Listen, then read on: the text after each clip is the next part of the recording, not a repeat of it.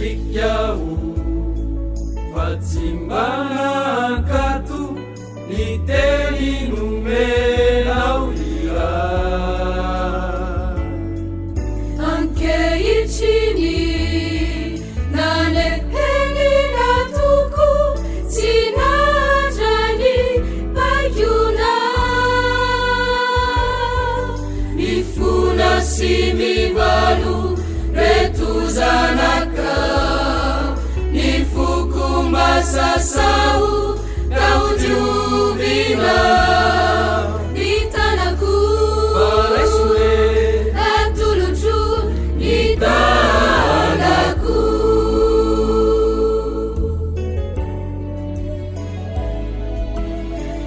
Intia manatuna etwanache analila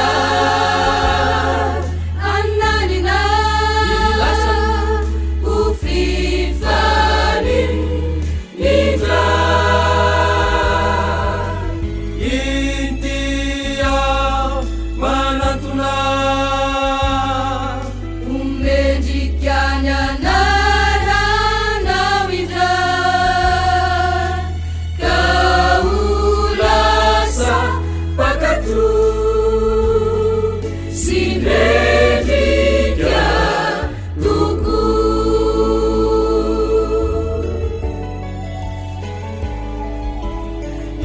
Intia manatuna etwanache analila annanina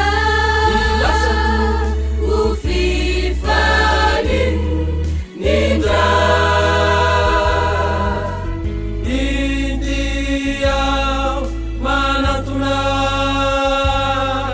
umejikanya narana wida kaulasa pakatu sinedika tuku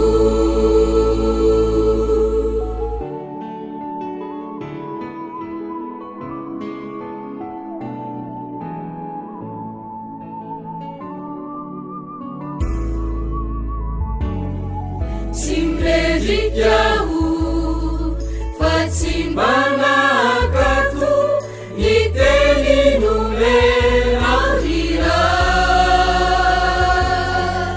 anke ichini naneheni natuku sinajani bakyuna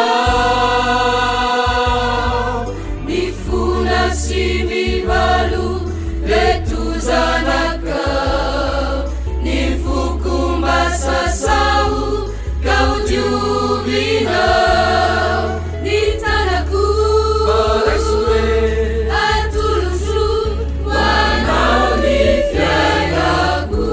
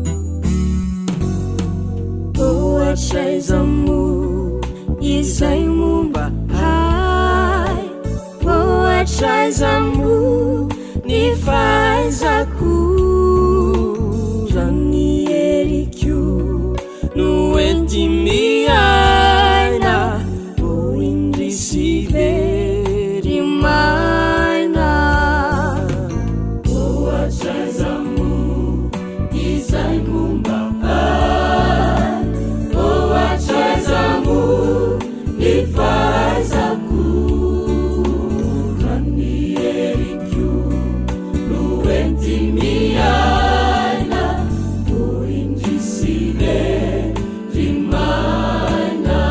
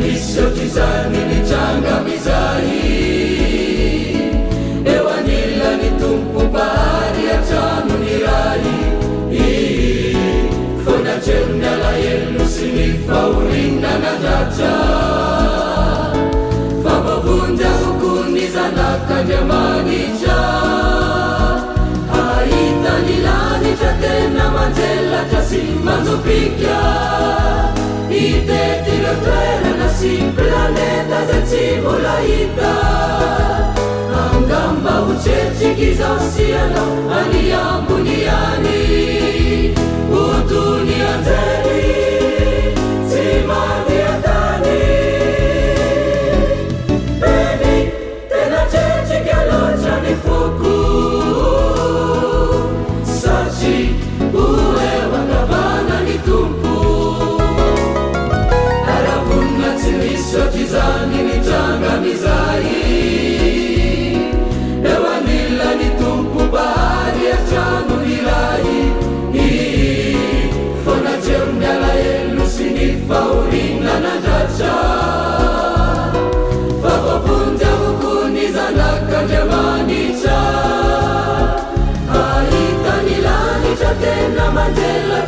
Matopika itetira toerana sy planeta zay tsy mbola hita.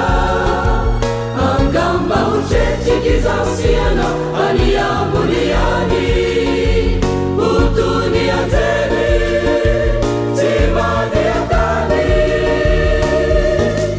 Eny tena tretreky loatra ny foko, satria ho eo akavana ny tompo.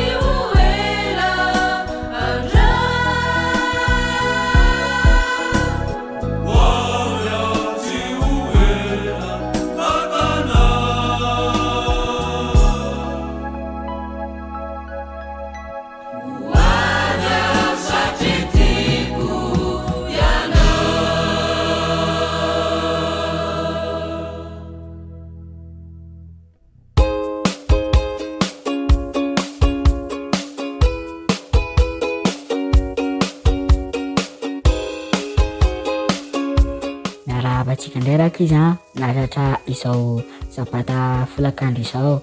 Faly indray zay miarahaba anareo amin'ity sabata hariva ity. Ny fandaharana rahantsika misy lohahevitra, tantara ary ianira koa isika. Misy asa tanana fa hafa ny asa tanantsika androany dia anao desera isika.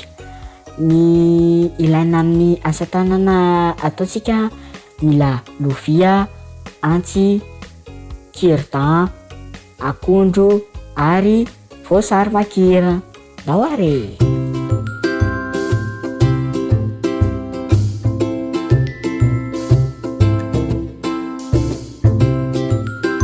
Indray rakizy anaraka lohahevitra mahafinaritra indray tsika androany izay ty mahay mizara. Eny ary mazava tsara amintsika zany hoe ty zany fa rehefa ty dia manome ary tsy manome zavatra ratsy fa ny tsara indrindra. Fantatritsika fa Andriamanitra no modely tsara indrindra amin'izany. Andriamanitra koa rehefa tena tiantsika izy dia nanome zavatra tsara be ary tsika tena tiany. Hitantsika ao amin'ny Jaonina 7:4-10 haitsika tsy enjery hatrany izany, andao indray averina androany. Fa toy izao no nitiavan'Andriamanitra izao tontolo izao, nomeny ny zanan'ilay tokana mba tsy ho very izay rehetra mino azy. Hitantsika izao hono nitiavan'Andriamanitra antsika. Nanina hono? Nomeny ny zanany ilay tokana, ny tsara indrindra no nomeny satria tiany isika. Dia andeha indray nge jerentsika ny Jaonina 5:5 hoe 7:13.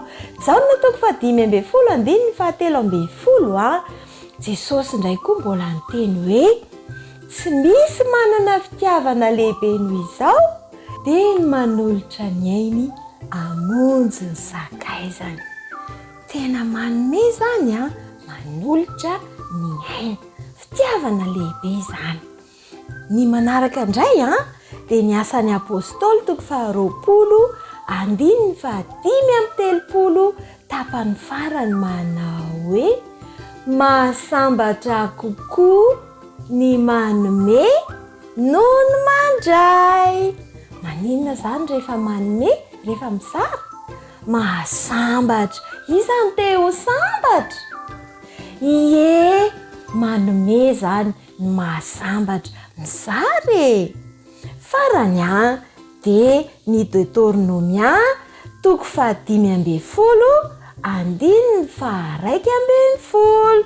Deutéronomia 5:1-2. Fantany tsy ilaozan'ny olona malahelo, koa izany no andidiko anao hoe sokafo tsara amin'ny rahalanao ny tananao dia amin'ny malahelo sy ny mahantra eo amin'ny taninao. Asen'Andriamanitra maninona hoe tsika rakizy? Manome mizara, sokafo tsara hono ny tanana, anome ny malahelo sy ny mahantra. Izy aminareo ary ny tia namana. Dia tian'Andriamanitra koa hoe inona naseny atao? Mizara. Izay manana fitiavana dia mizara. Izay indray ary andao ary sika hivavaka. Andriamanitra, misaotra anao zahay fa menao fitiavana. Taio zahay mba ho tia mizara, hanampy ny namanay. Amin'ny anaran'i Jesosy. Amen.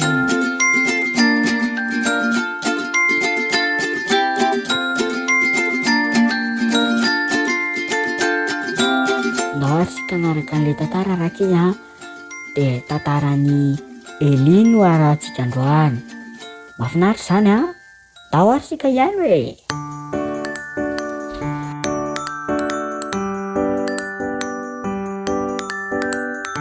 Ny tantarantsika androany raka izy dia ao amin'ny mpanjaka voalohany toko 7 andininy voalohany ka hatramin'ny 9. Eli dia mpaminanan'i Jehova. Izy no mampita ny hafatra avy amin'ny Jehova ho an'ny olona.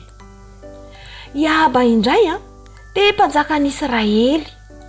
Izy io dia tena ratsy fanahy ary anisan'ilay mpanjaka tena ratsy teo amin'ny Israely. No ireo asa sy toetra ratsy izay nataony dia tezitra tamin'ny Andriamanitra. Indray andro dia tonga teo amin'ny Ahaba mpanjaka Eli dia nilaza hoe izao dia mpamin'ilay Andriamanitra sy Israely, izy no naniraka ao aty aminao. Raha velona koa Jehova Andriamanitra ny Israely izay hitsanganako eo tanatrehany, dia tsy hisy ando na ranorana akory amin'izao taona izao raha tsy araka ny teniko ihany. Dia hoy indray Jehova tamin'ny Eli, miala eto ianao dia mandehana miatsinanana ka miafena any anilan'ny renirano Kerita izay any atsinanan'ny Jordana. Koa ny renirano no isotroanao ary efa nandidiny goaika aho anome hanina ho anao. Tena ataon'ny Eli izay nolazain'i Jehova. Ny renirano no nosotroiny ary ny goaika nanatitra sakafo azy maraina sy hariva. Satria moa tsy nisy orana intsony dia ritra tanteraka ilay renirano. Dia niteny tamin'ny Eli indray Jehova ka nanao hoe mandehana ny Zarefata ary mitoera any fa efa misy vehivavy mpitondra tena any izay notendreko hamelona anao. Dia lasa nakany Zarefata Eli. Rehefa tonga teo an-tanàna izy dia nahita vehivavy nitsipona hazo teo ary niantso azy Eli ka nanao hoe azafady indrindra re mba angalao rano aho hosotroko. Fa rehefa lasa ilay vehivavy ka hakan'ilay rano dia natsoiny Eli indray hoe azafady re mba hitondray mofo koa.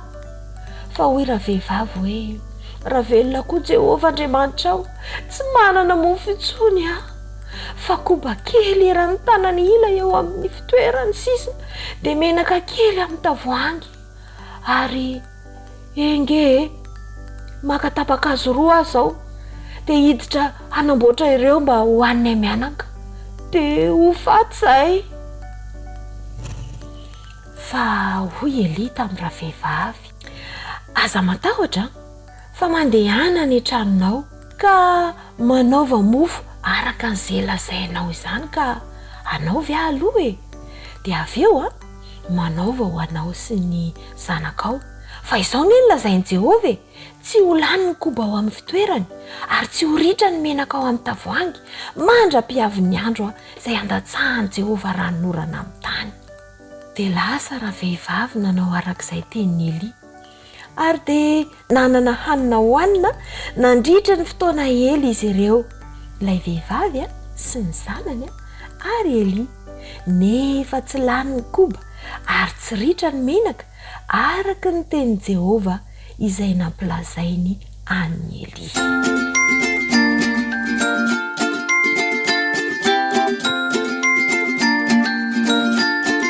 Anaraketsika izao raka izy famelohan'ny avitan'le hira dia omana ny zavatra ilaintsika amin'ilay asa tanana: lovia, antsy, keritao anankiray, akondro ary voasary makirana. Mino finaritra re.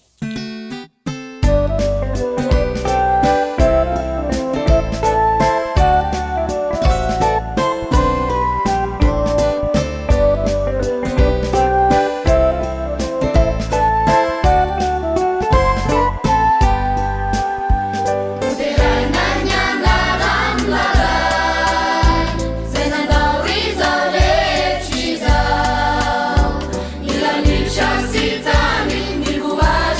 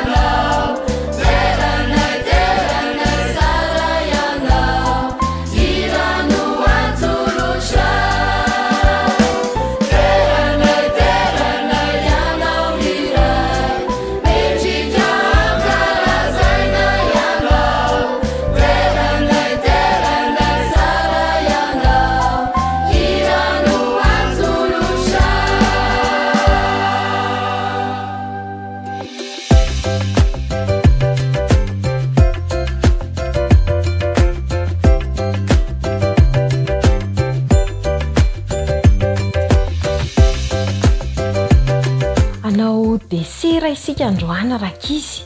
Voankazo no ampiasaintsika satria ny voankazo dia manome mandrakariva. Tiantsika Andriamanitra dia namorona an'ireny zavaboary ireny izy ahafahana manome fifaliana ho antsika. Dia rehefa mihinana akondro isika dia mahita fifaliana. Desera vita amin'ny akondro no ataontsika atsaraintsika kokoa, ka rehefa te hizara fifaliana ho an'ny hafa ianao dia afaka ataonao izany desera izany.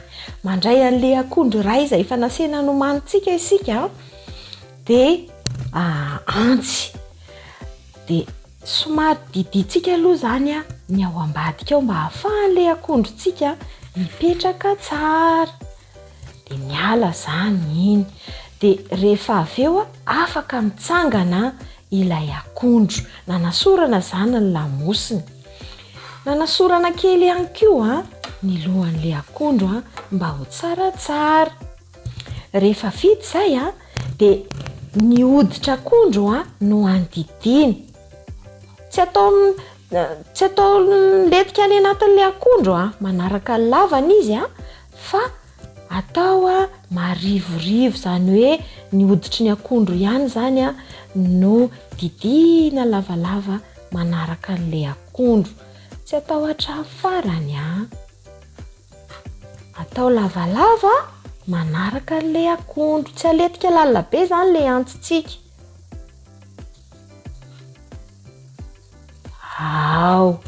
Rehefa vita izay dia raisina ilay cure-dent izay efa nafarana antsika, atsatoka aty amin'ny lohan'ny akondro aty. Any amin'ilay tsy nididina zany dia ohatra ny mamofo akondro tsika izao, voasana ilay izy dia lasa mivovy kelikely manaraka an'ilay nididina teo dia akarina atsatoka ao amin'ilay cure-dent. Voasana indray ilay manaraka dia atsatoka ao amin'ilay cure-dent. Dia voasana koa ny manaraka dia atsatoka ao amin'ilay cure-dent. Mamoaka endrika tsara tarehy zany izao ny akondrontsika. Dia voasana dia mitsatoka ao amin'ilay cure-dent. Manome ohatra ny voninkazo zany ilay izy. Mbola misy anankiray voasantsika dia atsatoka atsika ao amin'ilay cure-dent. Lasa ohatra ny hoe anaty lakana zany izao ny akondrontsika. Hodiditsika manaraka ny lavany indray izao ilay akondro, fa tsy atao any amin'ny hatrany farany didina manaraka ny lavany hatreo amin'izay faran'ilay hodina akondro tsy mivoasana zany. Vita izay dia tapatapahana manaraka ny sakan'ny akondro, manaraka anazy ohatra ny hoe dididina zany, fa tsy atao tonga any amin'ny farany. Efa madio tsara ny tanantsika rakizy vao manao sakafo. Rehefa voadidy ilay izy dia atosika tsikelikely, atao mifandipatra, atao mifandipatra, atao mifandipatra. Zany hoe lasa ohatra ny totohatra kely zany ny akondrontsika. Vita ny deserantsika. Fantatritsika fa ny akondro mora mangana dia sady manome tsiro no mitahiry n'ilay akondro fotsy tsara. Dia naka tsika voasary makirana dia afaka rarahana voasary makirana eo amboniny. Dia mahazo tsiro tsara tarehy ny akondrontsika. Vita ny deserantsika izay mizara fifaliana. Rehefa jerena amin'ny sisiny dia manome ohatr'izao. Tsara dia mihinana finaritra ary.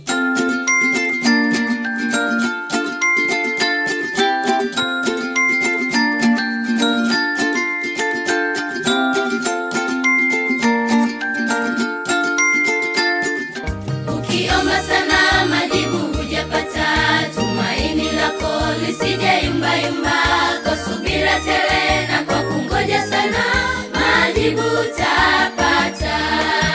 Ukiomba sana majibu hujapata, tumaini lako lisije yumba yumba, kwa subira tele na kwa kungoja sana majibu utapata.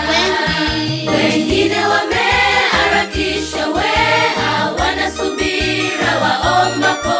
Kama una subira maombi yako hayamgusi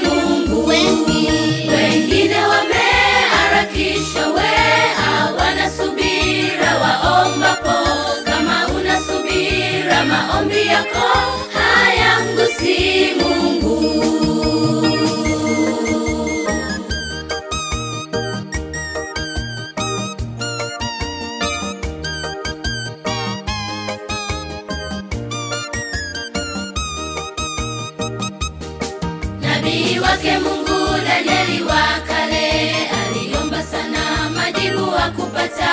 Kwa subira tele na kwa kungoja sana, Mungu alimjibu. Nabii wake Mungu Danieli wa kale aliomba sana, majibu hakupata. Kwa subira tele na kwa kungoja sana, Mungu alimjibu. Wengine wameharakisha, hawana subira waombapo. Kama una subira, maombi yako hayamgusi Mungu. Wengine wameharakisha, hawana subira waombapo. Kama una subira, maombi yako hayamgusi Mungu. Wengine wameharakisha, hawana subira waombapo. Kama una subira, maombi yako hayamgusi Mungu. Wengine wameharakisha, hawana subira waombapo. Kama una subira, maombi yako hayamgusi Mungu.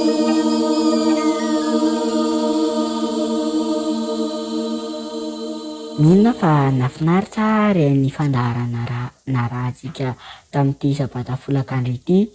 Velomandray raka izy amin'ny manaraka indray.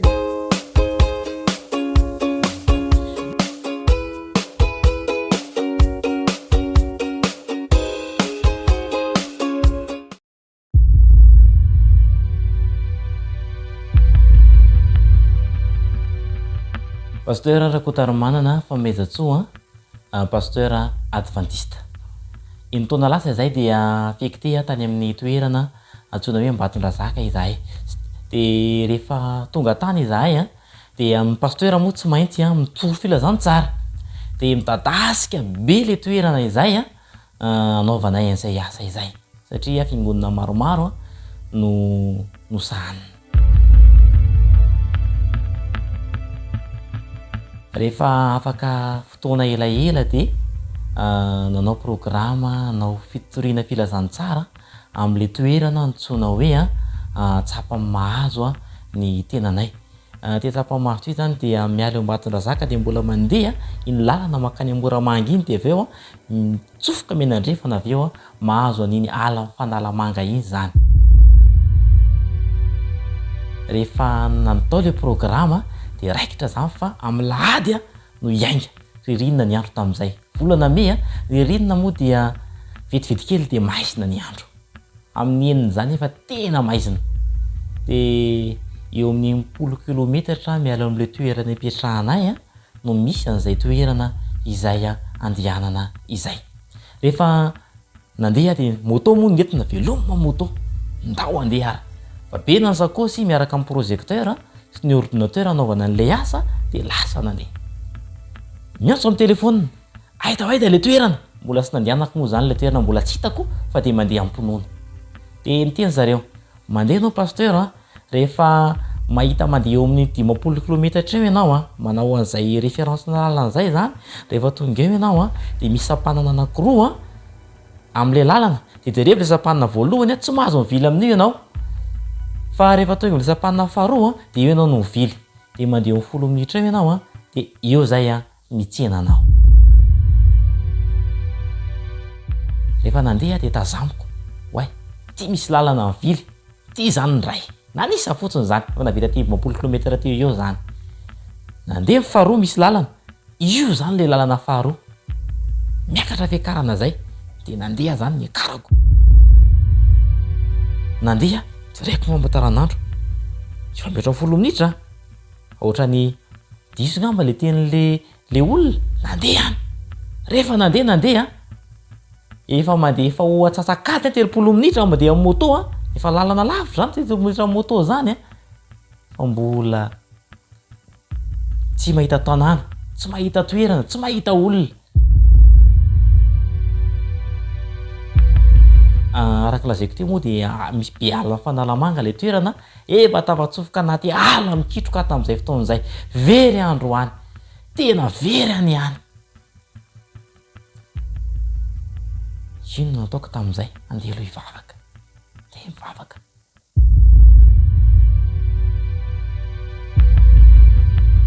andena alaina ny telefôna de andeha iantso tsisy réseau tsony ny telefôna efa tena tafoka atsofoka anaty ala tsisy réseau tsony rehefa nandeha de misy fitinana be zay de am'ty arangah tsy maintsy afako ty fa mety any ambany any angamba misy tanàna mety efa kaikin'le toerana angamba za ty satria efa maizina le andro na de misy jiro ary le moto de tsy matakana any ambadika any satria tena maizina le andro ny andro koa maizim-bolana nandeha tonga teo vonim-bonin'le lalana teo tena antsana eo ambany eo tsy afaka mihetsika tsony tsy maintsy hiverina na odiko le moto tsy hitafodiko tsony tsy vitako tsony satria mideza tena mideza le fiakarana eto azany zay vao tena ho very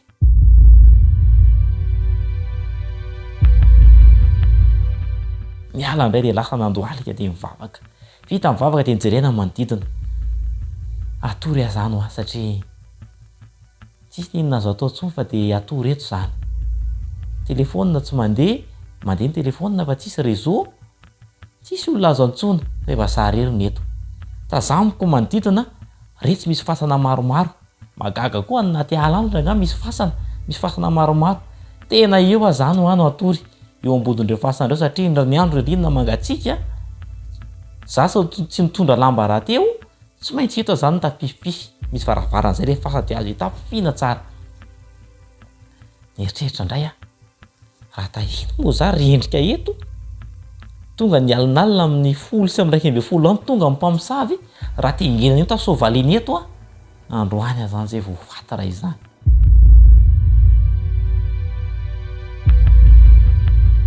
deranga hiverina hivavaka teny vavaka rehefa mivavaka de nahita hevitra tamin'izay fotoan'izay anderaka velomany kontakta de ampenenonany klaksonina moto ny tanora adventiste moa de manana signal manana maro famantarana zay mampiavaka anazy ohatr'izao le izy pimpimpimp pimpimpimp de nampaninoko ny klaksonina pimpimpimp pimpimpimp de tsisy namaly iza moa zany namala anaty akodaoda ty za fotsiny nampaneno an'ity klaksonina ity dorangandro alika hivavaka Andriamanitra naniraka anao aty ka raha izy naniraka anao aty de zao tsy maintsy afaka eto androany mivavaka vita mivavaka nampanenona ny klaksonina pimpimpimp zany nare feona lavitra be fa izao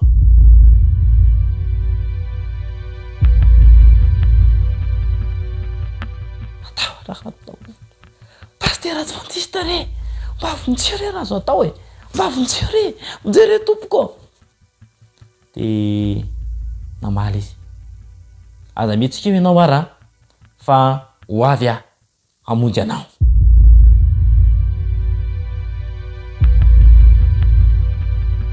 za am'zany mitopotopo ohatr'izany mifoko hoe iza ny olona monjy anazy zany raha zany ny olon-dratsy ho very ny fitaovana very ny ordinateur very ny projecteur nefa mivalerany manapitrisany ny motoako alain'le olona androany avo very de vonona ny tena akata aty telefônina tsy mandeha kory raha iantso vady aman-janaka iantso fianakaviana very androany ho vaty androany ray minitra sasany eritreretako teo efa misy olona nandaloka be tao arinako ahoana ozy izy ty olona ty sady nangofotra sady matahotra am'izay fotoan'izay ahoana tovolahy zay nolazainy Pasteur Adventiste tompoko vonjeo re very andehanao conférence zay conférence moa fitohina filazantsara andeha to filazantsara io very ao anatin'ity ala ty mba hampio re tompoko vonjeo de hoy ilay olona hoe ay zao are fa ho aizy ianao hoany am'le toerana tsona hoe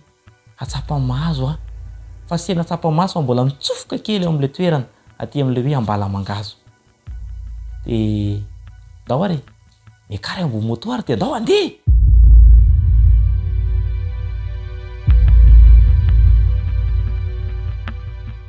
raha misi atosika io nge ty mba ngata mba atsofotsika mba tevana nge io antsana eo ambany ao ahoana fa vidiny rahatsika anyty mikary sady nalefaka amin'ny fiteniny miakara tovolahy miakara de niakatra de navily le moto nivily sao matsara de niakatra atseo am'izay ary ndao ozy izy de iny koa izy fa niakatra teo ambonin'lay moto rehefa tafakatra izy de jerevako oatra amin'ny maivana kely zany le moto sa zendana ahoana re zany gaga hoe ahoana ry zany zavatra zany de nandeha le moto ohatra mandeha milamina tsara vily mankaty ianao ozy izy de vily mankaty indray de andao mahitsy amin'ny lalana iny de nandeha za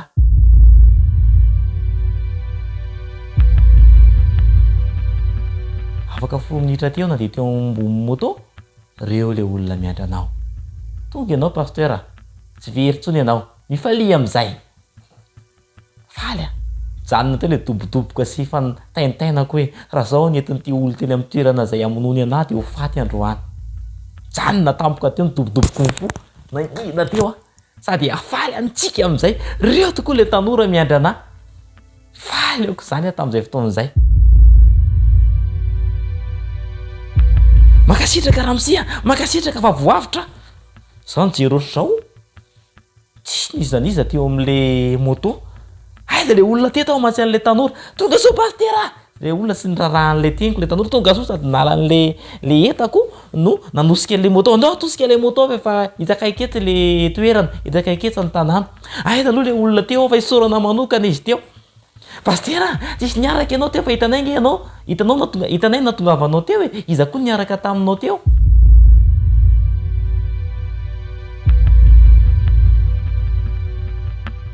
tena nisy niaraka zareo teo aiza le olona teo tsisy niaraka zany ianao pastera ozy zareo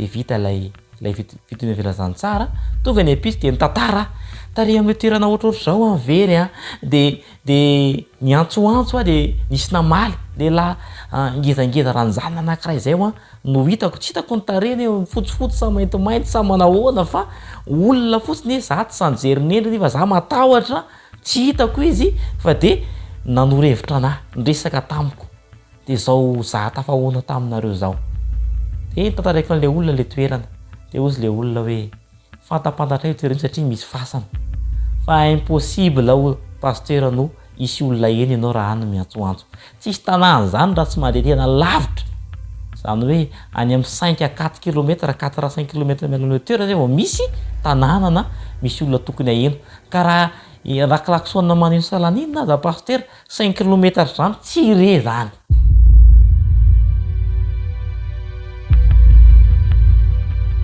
de samona le lisina ho an-tenako manokana hoe matoa voavitra de fantatro va namaly vavaka Andriamanitra ny Jeremia 3:7 lisina ho ady zao hoe hoy ny tompo hoe antsoia de ho valify ianao fa tena arabaky teny le izy niantso an'Andriamanitra de mivaliny de voavitra ny amin'ny fantatro hoe tsy haiko hoe izy nanavitra anahy fa ny amin'ny fantatro hoe Andriamanitra namonjy anahy de toditsoa tao amin'le toerana izay nandianako ary vita soma tsara ny asa zay nataoko tao amin'le toerana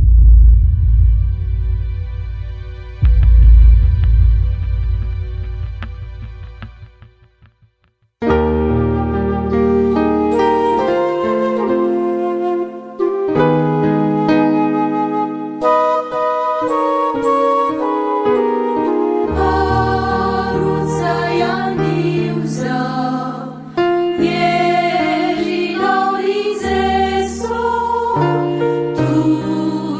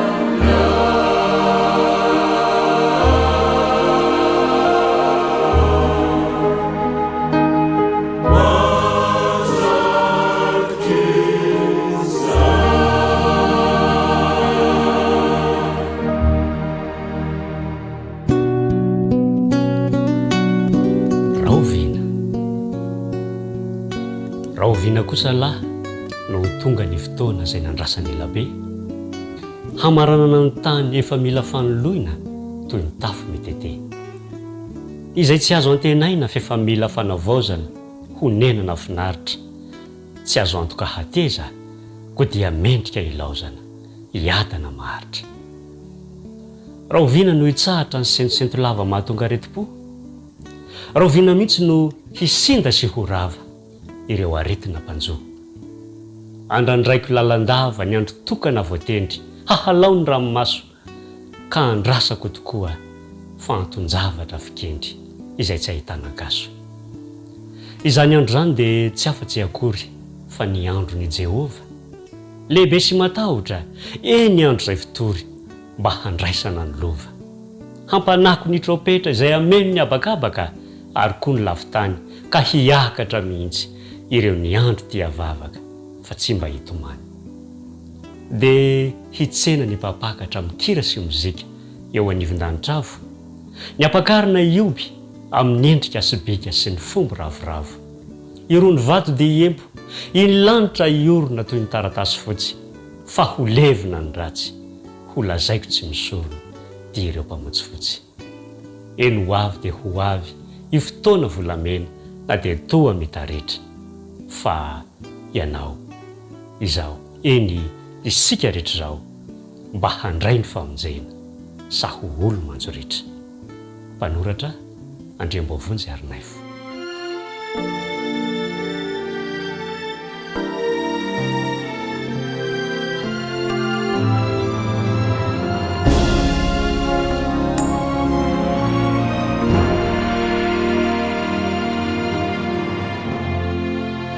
Mifavaka aminao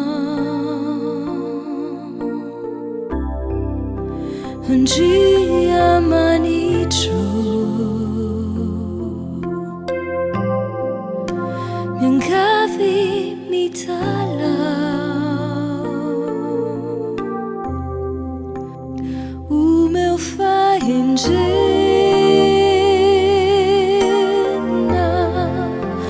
faniotako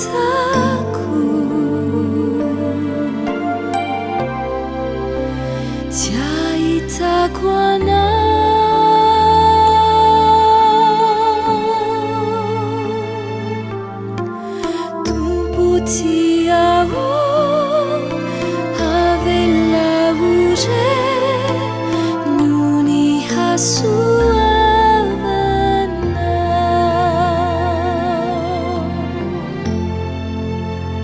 mandraiky tiao tario ny lalànay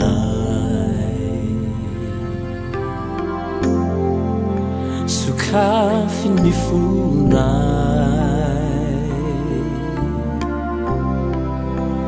mba handray anay fany otako sy ahitako anao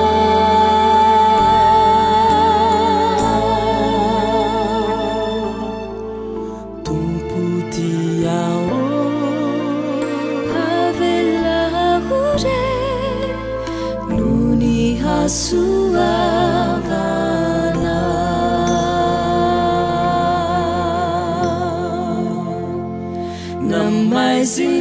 namaizinazy zao ny lalana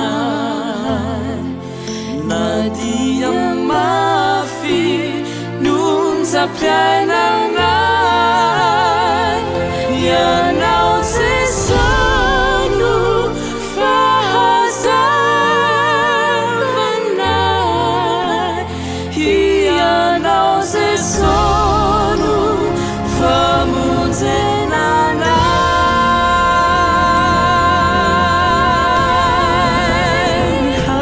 hazavaniza pormenao anay no anampy anahindra hahita ny endrikao hijery sy hita ny fiainanay isan'andro za sahihanalay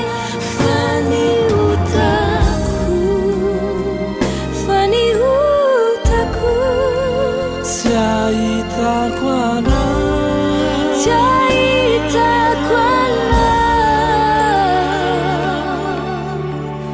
tompo tiao avelaore no ny hasoavana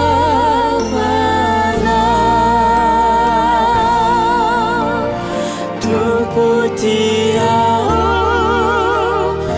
avelaore no ny hasoavana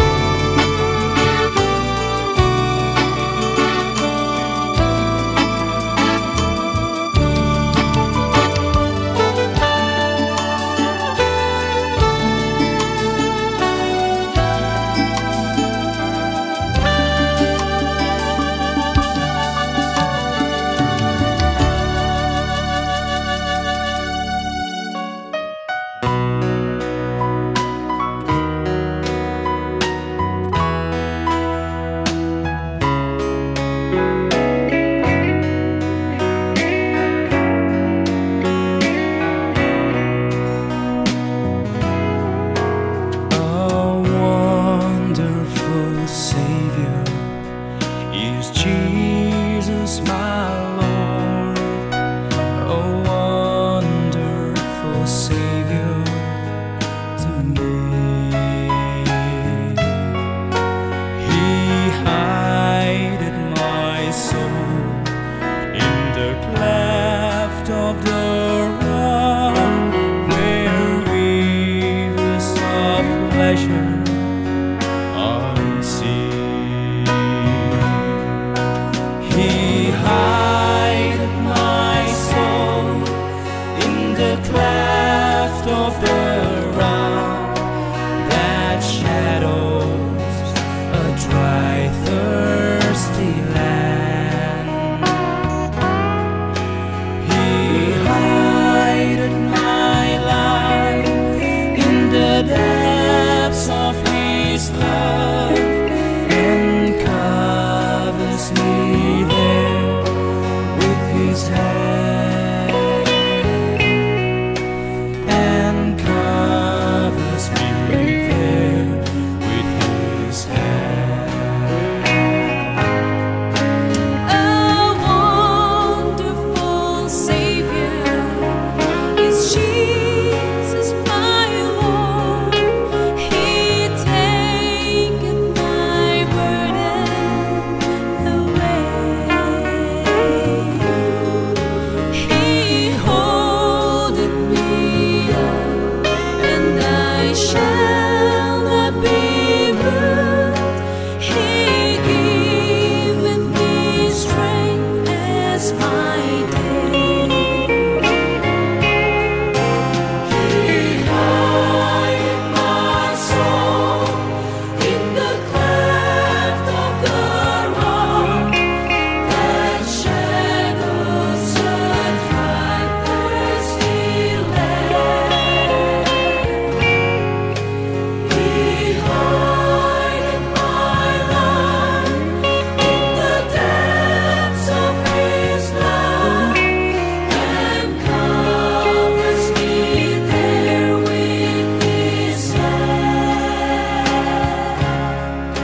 and covers me there with His hand.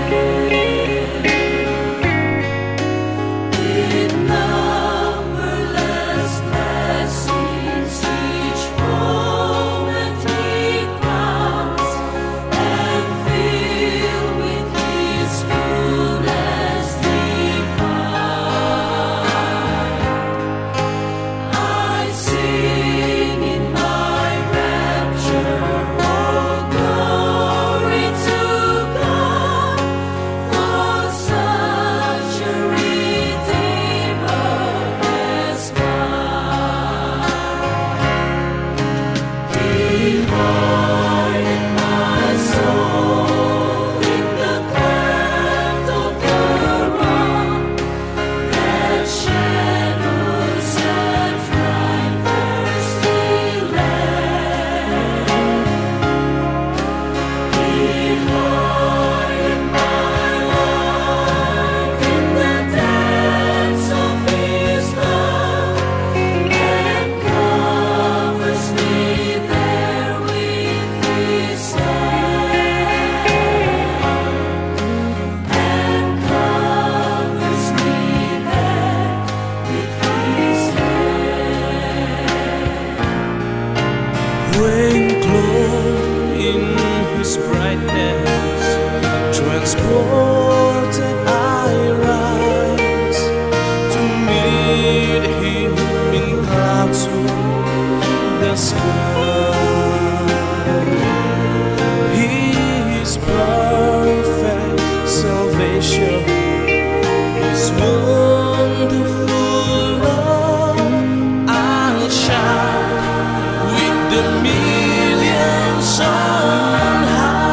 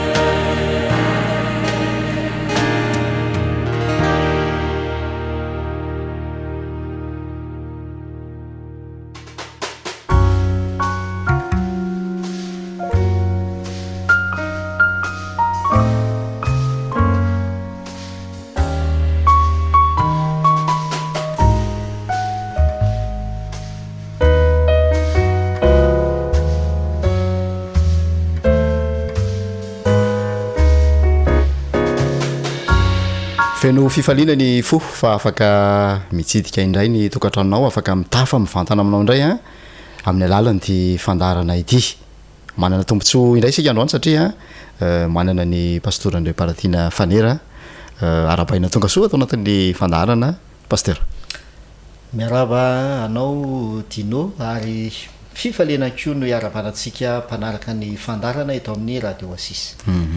Loha hevitra atao hoe lalina saropady masina no natombokontsika teto a fotoana vitsivitsy lasa izay de hotoizantsika izany androany a amin'ilay fiakana lehibe hoe ahoana no atongavana amin'ny tena fitiavana marina lina ny rehetra anaraka ny toen'izay fandarana izay a fanontaniana avy hatrany angamba no anomboako azy pasteur a ahoana no amaritana fampatsiahivana zany no famaritana ny hoe tena fitiavana marina izay fanambin'ny fandarantsika. Ndao antsika somary mitina foy a ny adinidinitsika tamin'ny farantio zany a izay nanomboantsika an'izao loha hevitra izao zany a de ndao fitintsika kely dia iroso amin'ny toiny ny amin'ity fandarana manaraka tytsika le hoe fitiavana marina ny namana Dino dia tsy zavatra avy amin'ny olombelona le fitiavana marina tsy ny olombelona zany mamaritra hoe zao le tena fitiavana marina satria raha ny olombelona mamaritra izy a de samy manana ny amaritany azy na de tsika mirahalahy fotsiny aza de samy hafa hoe ny famaritana ny tena fitiavana marina araka ny eritreritra ao de samy hafa fa ny baiboly de milaza efa nivakitsika tamin'ny fandarana tamin'ny voalohany izy loha mitsaona voalohany toko faefatra ny andiny fahavalo de miteny ny tena Andriamanitra hoe Andriamanitra de fitiavana zany hoe le fitiavana zany dia Andriamanitra mihitsy no fitiavana ary le fitiavana marina dikan'izay dia avy amin'Andriamanitra le fitiavana marina fitiavana avy amin'Andriamanitra zany izy io fa tsy miainga avy amin'ny olombelona de eo zany na tonga antsika nametraka hoe raha rehefa tafiditra ao anatin'izay fifankatiavana izay zany ny tanora dia mila mahafantatra lay fototry ny fitiavana mila mahafantatra n'lay ataontsika amin'ny teny frantsay hoe source ny fitiavana de tsy iza fa Andriamanitra de izay mahatonga le hoe ny tena ilay ny tanora zany rehefa miroso amin'izay le fitiavana zay dia ny fifandraisana amin'ilay fototry ny fitiavana de tsy iza fa Andriamanitra mba iarovana ny tanora amin'ny zavatra maro samihafa no anatin'izay tafiditra anatin'izay ko raha somary fitintsika kely ny tafarana de ny hoe misy ireo hery miasa mangina izay manitona ny tanora ary misitona ihany ko ny tanora hiditra ao amin'izay fitiavana izay de nivakitsika le tena Andriamanitra ao amin'ny jaona voalohany toko faharoa ny andininy 5:10 sy ny 4:10 ndao avelona vakina le izy jaona voalohany toko faharoa ny andininy 5:10 sy ny 4:10 de zao le voalaza ny tena Andriamanitra hoe aza tia izao tolo zao na zay zavatra eo amin'izao tolo zao raha misy olona tia izao tolo zao dia tsy ao anatiny ny fitiavana ny ray 4:10 fa ny zavatra rehetra eo amin'izao tolo zao dia misy zavatra telo voalazany eo voalohany filany nofo faharoa filany maso ary ny fahatelo rehaka momba zao fiainana zao de ozy izy ny tena Andriamanitra hoe tsy avy amin'ny ray Andriamanitra le fototry ny fitiavana zany le izy tsy avy amin'ny ray le izy ozy izy fa avy amin'izao tolo zao aika izy zany izao tolo zao ihany ko dia miezaka ny anome fitiavana zay zany le tianao lazainao satria milaza izy hoe raha misy olona tia zao tolo zao de tsy ao anatiny ny fitiavana ny ray tsy afaka miaraka zany ireo tsy afaka miaraka samy fitiavana le izy fa tsy afaka miaraka amin'ny teo frantsay tsy compatible le zavatra anankiroa de ty le fitiavana an'Andriamanitra ty le tena fitiavana marina fa le zao tontolo zao ihany ko manolotra ihany koa manolotra fitiavana koa izy de ny fomba noloran'le fitiavany de amin'le zavatra anankitelo filany nofo filany maso mirehaka momba zao fiainana zao. Misaotra betsaka pasteur mazava eny a tafapetraka zay ny fototra avy amin'Andriamanitra ny fitiavana, Andriamanitra mihitsy no loha rano ny fitiavana araka ny famitinana sy famelabelana zay nataonao teo. Fanontaniana mipetraka fanontaniana atao hoe pratika avy amin'ny mpijery antsika manao hoe ahoana ny ahafantarana hoe efa tokony roso eo amin'ilay fitiavana marina ny tanora anankiray. Eo reo karazana tsindry sy sintona isan-karazany zay manodidina azy a mety ahatonga azy ho lasa halove zay a sa ahoana no mari-pandrefesana hoe tokony efa afaka iroso amin'ilay dingana ho amin'ny fitiavana marina ny tanora anankiray. Misy taona ve misy famantarana hafa ve? Eny ary lay teninao teo hoe misy tsindry misy hery misitona n'le tanora de tena zava-dehibe satria eo zany mila mitandrina tsara ny tanora hoe tratran'ireny hery misitona ireny izy a de tafaroboka amin'le fitiavana na de mbola tsy amin'ny fotoana azy azony namanadinao le toejavatra am'seho ohatra hoe am'resaka ohatra hoe filany maso filany nofo sisy efa nijerevantsika zay tamin'ny fandarantsika voalohany de misy an'ity tena eo amin'ny obolana aty zay manamarina an'izay de eo amin'ny obolana toko faraika amin'ny telopolo ny andiny fa telopolo de mampitandrina ny tenin'Andriamanitra makasika an'ireo hery zay misitona ny tanora ka tonga azy iroboko amin'le fitiavana kanefa raha ny tena marina tsy tena le fitiavana marina le izy. Obolana toko fa telopolo ny raika amin'ny telopolo andihy fa telopolo. Azao no vakany teny fitaka ny fahatsaram-bika ny zava-poana ny fahatsaran-tare fa ny vehivavy matahotra ny Jehova ihany no hoderaina. Zay. Io zao le hery miasa mangina. De ozy izy hoe fitaka ninona ozy izy? Ny hatsaram-bika. Ny hatsaram-bika zava-poana ny hatsaran-tare. Reo zany le hery miasa mangina zay hitantsika tany amin'ilay jaona voalohany toko faharoa hoe filany maso sy ny filany nofo. Nefa ireo no mamaritra n'le fitiavana eritreretan'ny tanora. Zay indrindra mahafitaka azy. Ireo zany mamaritra le fitiavana de mieritreritra n'le tanora hoe tena le fitiavana marina ity. Satria amin'ny teny frantsay de hoe conditionner le izy. Conditionner amina zavatra ohatra ty voalaza ety hatsaran-tare. Hatsaran-tare le vehivavy de taitra tsarabika de tsarabika ihany keo de taitra le ao anatiny ao taitra de iny fa miroboka zany hoe voasarika an'lay zavatra hitany maso zany a le tanora de roboka amin'le fitiavana izy kanefa amin'izay fotoan'izay eto de atenenina amin'ny vatana le izy tsy tena fitiavana marina no manosika azy amin'izay fotoan'izay fa fihetsem-po sentiment zay izy mba afaka maka ohatra amin'ny baiboly mihitsy fetsika hoe nisy tanora tratran'izany zavatra resahan'ny pasteur izany. Misy ohatra amin'ny baiboly ndao atsika ao amin'ny mpitsara toko fa 7:10 no andeha jerevantsika ary mpitsara toko fa 7:10 de ovakitsika ny andininy fahatelo. Tsara toko fa 7:10 ny andininy fahatelo. Fa ony rainy sy ny reniny taminy moa tsy misy vehivavy ato amin'ny zanakavanao na ato amin'ny firenenao rehetra no de mandeha makavady any amin'ny Filistina tsy mifory ianao. De hoy Samsona tamin'ny rainy izy ihany no alao ahy fa izy no mahafinaritra. Tena mazava voalaza tenin'Andriamanitra.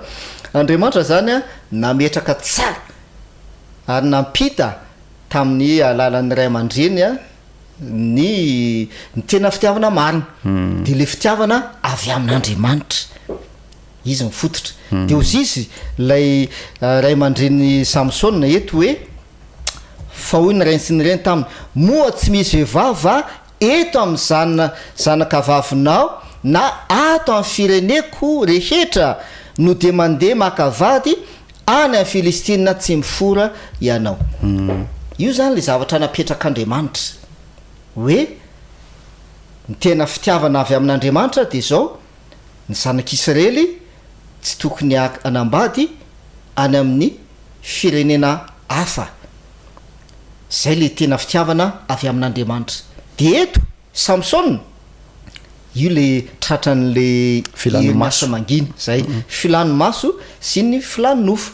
Le hery miasa mangina no nasarika azy de ozy izy ihany ozy izy no alao ay fa izy no mahafinaritra zay mahafinaritra azo namanadinao le izy lasa le sentiment zany no mitondra ny Samson le zavatra tsy masony sy filanofo taitra le filana ao anatiny ao rehefa nahita ny masony de taitra le filana ao anatiny de tafaropoka izy na dia fantany azy fa tsy io le fitiavana marina zay akasiran'Andriamanitra tsy izy io profon'izay ny toyan'le fiainan'ny Samson rehefa avy eo le fara tamin'ny nenina zay indrindra mantsy efa fantatsika ny hafarany fiainany amin'izay fotoana zay eo zany tsika mila mahamatatra tsara le tanora namana zany hoe aoka tsy ny fihetsepo no mifehy atsika no mifehy an'le fitiavana aoka tsy ny fihetsepo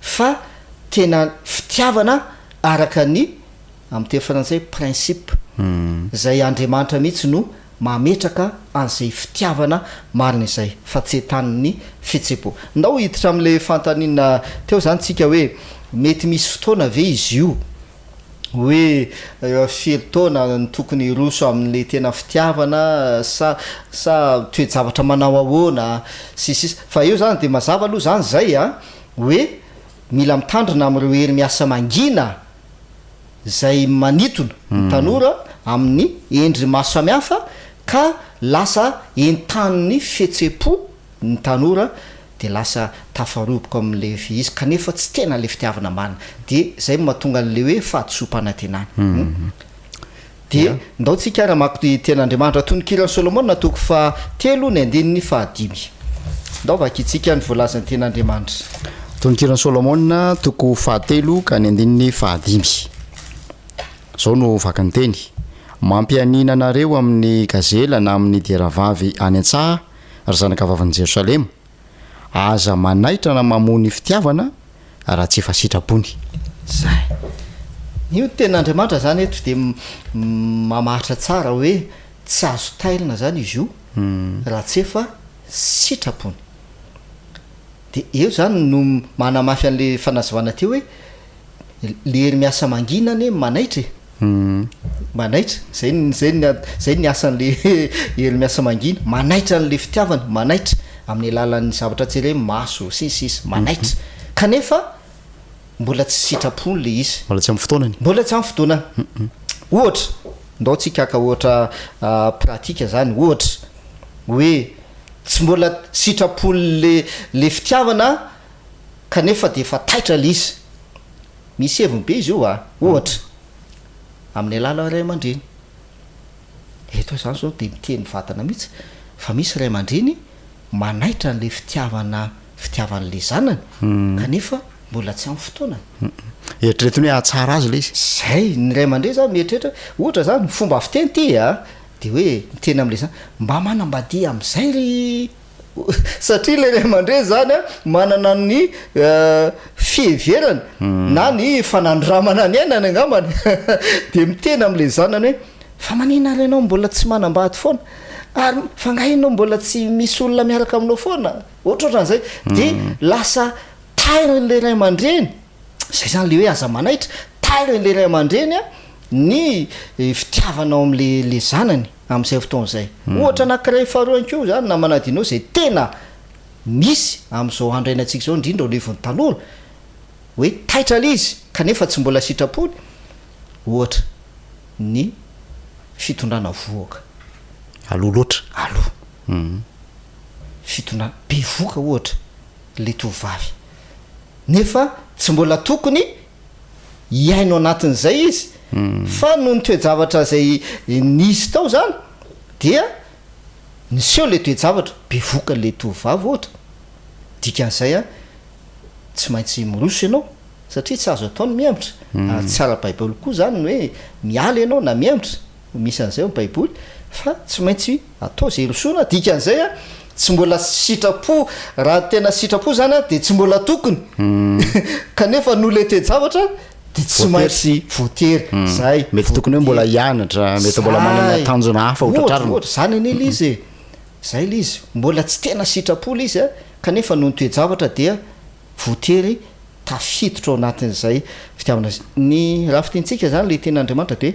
aza manaitra na mamony fitiavana raha tsy efa sitrapony ahoana ny ahafantarana hoe efa sitrapony eo zany le fantanena ngeza be manitikitika ny rehetra mihitsy fa zao aza maika aloha amaky tosy andiny ray aloha tsika zay mitovy am'ty tonikira Solomona toko fahatelo tandifa dimy ty ihany fa amin'ny endry ny hafa indray fomba ilazany azy Korintiana voalohany misy anazy Korintiana voalohany toko fahafito de ovakitsika ny andininy fahavalo sy ny fahasivy Korintiana voalohany toko fahafito ny andininy fahavalo sy ny andininy fahasivy fa hoy zao amin'ny tsy manambady sy ny mpitondra tena kosa tsara aminy raha mitoetra tahaka izy nefa raha tsy maritra izy de aoka hanambady ihany fa tsara ny manambady noho ny omaimay zay jereo indray zany zao ny tenin'ny Paoly eto a amin'ny tsy manambady célibataire zany le mpitondra tena tsy idiratsika mpitondra tena man zany mety hoe fa nanambady izy dia maty ny vadiny fa le célibataire le mbola tsy manambady mihitsy zany de ozy izy Paoly tsara aminy ozy izy raha mitoetra tahaka izy tsy manambady de zao toizana nefa le izy andifa sify nefa raha tsy manino ozy izy raha tsy maritra izy raha tsy maritra izy de aoka anambady ihany ianko zany manamafy an'le zavatra efa nazavantsika tany aloha hoe indraindray a misy olona célibataire zany zao ohatra de ny ato an-tsainy ato mbola tsy vonina ny anambady tsy mieritreritra ny anambady kanefa ny ao am-pony ndray efa manesika mafy efa taitra tratra le hery miasa mangina de ozy izy zay mahatonga ny Paoly eto miteny hoe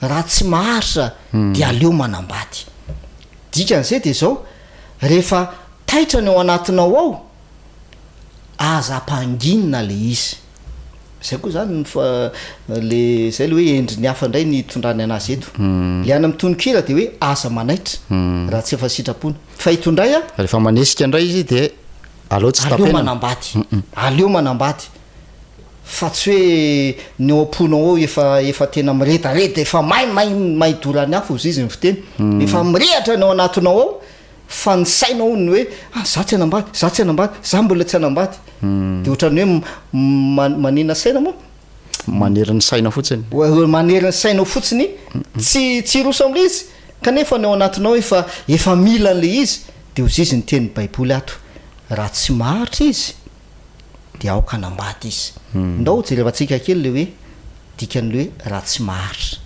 inona ny tianao lazaina hoe raha tsy maharitra ndao dika tianombonana no nangalantsika fanazavana de raha mamaky tsika eo am'dika tianombonana de zao no lazaina hoe raha tsy mahafehtena izy de aoka anambady zany le tianao lazay raha tsy mahafehtena de zay le hoe rehefa ao anatinao ao zany mirehatra le afon'le fitiavana ka mila tsy ho voafehanao le izy de aleo miroso amin'ny fanambadiana sy miroso am'le fitiavana ianao fa tsy ezanao ampanginina amin'ny endra mahasamihafy io namanadinao ary io misy tanora tafitotra ao anatin'izay sokady zay ampanginy le izy miezaka izy ampangina kanefa nao anatinao efa tena miredareda mafy mihitsy ny ao anatinao de zay mahatonga le hoe tsara ny manambady noho ny omaimay izy izy volaza tsara ny manambady noho ny maimay de inona ny lefitra le hoe omaimay amin'ny te frantsay zany io ny baiboly te frantsay de ozy izy hoe brûlé de passion tena hoe misy afony fitiavana mandoro mihitsy zany ao anatinao ao de mba tsy atonga anao tafalatsakana amina fitsangatsangana tonga de tsonona la izy any amin'ny fitsangatsangana hoe fiarahana tsy ara-dalàna de aleo manambady sisy ny tena ary mazava mihitsy fa araka le famaritana nataonao hatrany am-boalohany de avy amin'Andriamanitra ka izay faniriana miredareda zay indrindra de eo am'izay tsika no mamaky ale Genesis toko 2:20 ndao am'izay nefa akitsika Genesis toko 2:20 de azotsika am'izay zany a io tenin'Andriamanitra io sy natonga an'Andriamanitra nilaza n'io teny io. Genesis toko 2:20 ary Jehovah'Andriamanitra nanao hoe tsy tsara raha irery raha lehilahy de anaovako vady sahaza ho azy izy zay de Andriamanitra le fototry ny fitiavana no nahita sy nahafantatra rehefa nijery ny Adama hoe tsy tsara ny irery izy de anaovako izy no ny teny hoe anaovako vady sahaza ho azy izy tena avy amin'Andriamanitra mihitsy izy zany eo zao zay le hoe Andriamanitra ny fototry le zavatra rehetrarehetra fa tsy le tontolo zany no mibaiko anao ary raha mamaky amin'ny Genesis tsika fa hita voalaza any amin'ny tany amin'ny sahidenany de efa nisy le hery miasa manginy zay nanitona n'olombelona satria raha mamaky tsika amin'ny 2:20 de ao mba vakio kely ny 2:20 Genesis toko 2 ihany 2:20 de zao no vakiny teny dia nomendra lehilahy anarana ny biby fiompy rehetra sy ny voromanidina mba amin'ny biby ty rehetra nefa tsy hita zay vady sahaza ho andra lehilahy iza zany zao nijery teto i Adama zany nijery nandalo teo mason'ny Adama dao le biby rehetrarehetra zay le hoe maso no nijery nijerevana nandalo teo ambany masony daholo biby rehetrarehetra de izy ny Baiboly tsy nahita zay vady sahaza ho azy izy fa Andriamanitra mihitsy no teny hoe tsy tsara raha irery izy de anaovako vady sahaza ho azy de amalykelina le fantanina ihany tsika efa miditra am'le famalena ny fantanina zany tsika io zany zao zay zany ny tapa voalohany indrindra de hoe Andriamanitra no mahafantatra ny fotoana irosonao am'le fitiavana izy no mahalala hoe tsy tsara aminao tsony a ny irery fa mila namana ianao zay zany ny valiny voalohany faharoa de zao amin'ny 2:15 Genesis toko 2 ihany 2:15 Genesis toko 2:15 ary Jehovah'Andriamanitra nitondra lehilahy ka namponina azy tao amin'ny sahedena hiasa sy hitandrina azy zay de mario tsara namanadinao fa io ty 2:15 ty talohany namorona n'Andriamanitra vady ho any Adama de ozy izy mivolaza eo Jehovah'Andriamanitra nitondra andra lehilahy ka namponina azy tao amin'ny sahedena nanome fonenana ho an'ny Adama avy eo hiasa sy hitandrina nanome asa ho an'ny Adama ihany koa Andriamanitra anisan'ny zavatra mila jerevana zany zay rehefa hoe iroso amin'ity le tena fitiavana marina ity sika fa tsy fihetsem-po fa le tena fitiavana marina mandeha araka ny sitrapon'Andriamanitra de mazava ny zavatra nataon'Andriamanitra zavatra niseho fa talohan'ny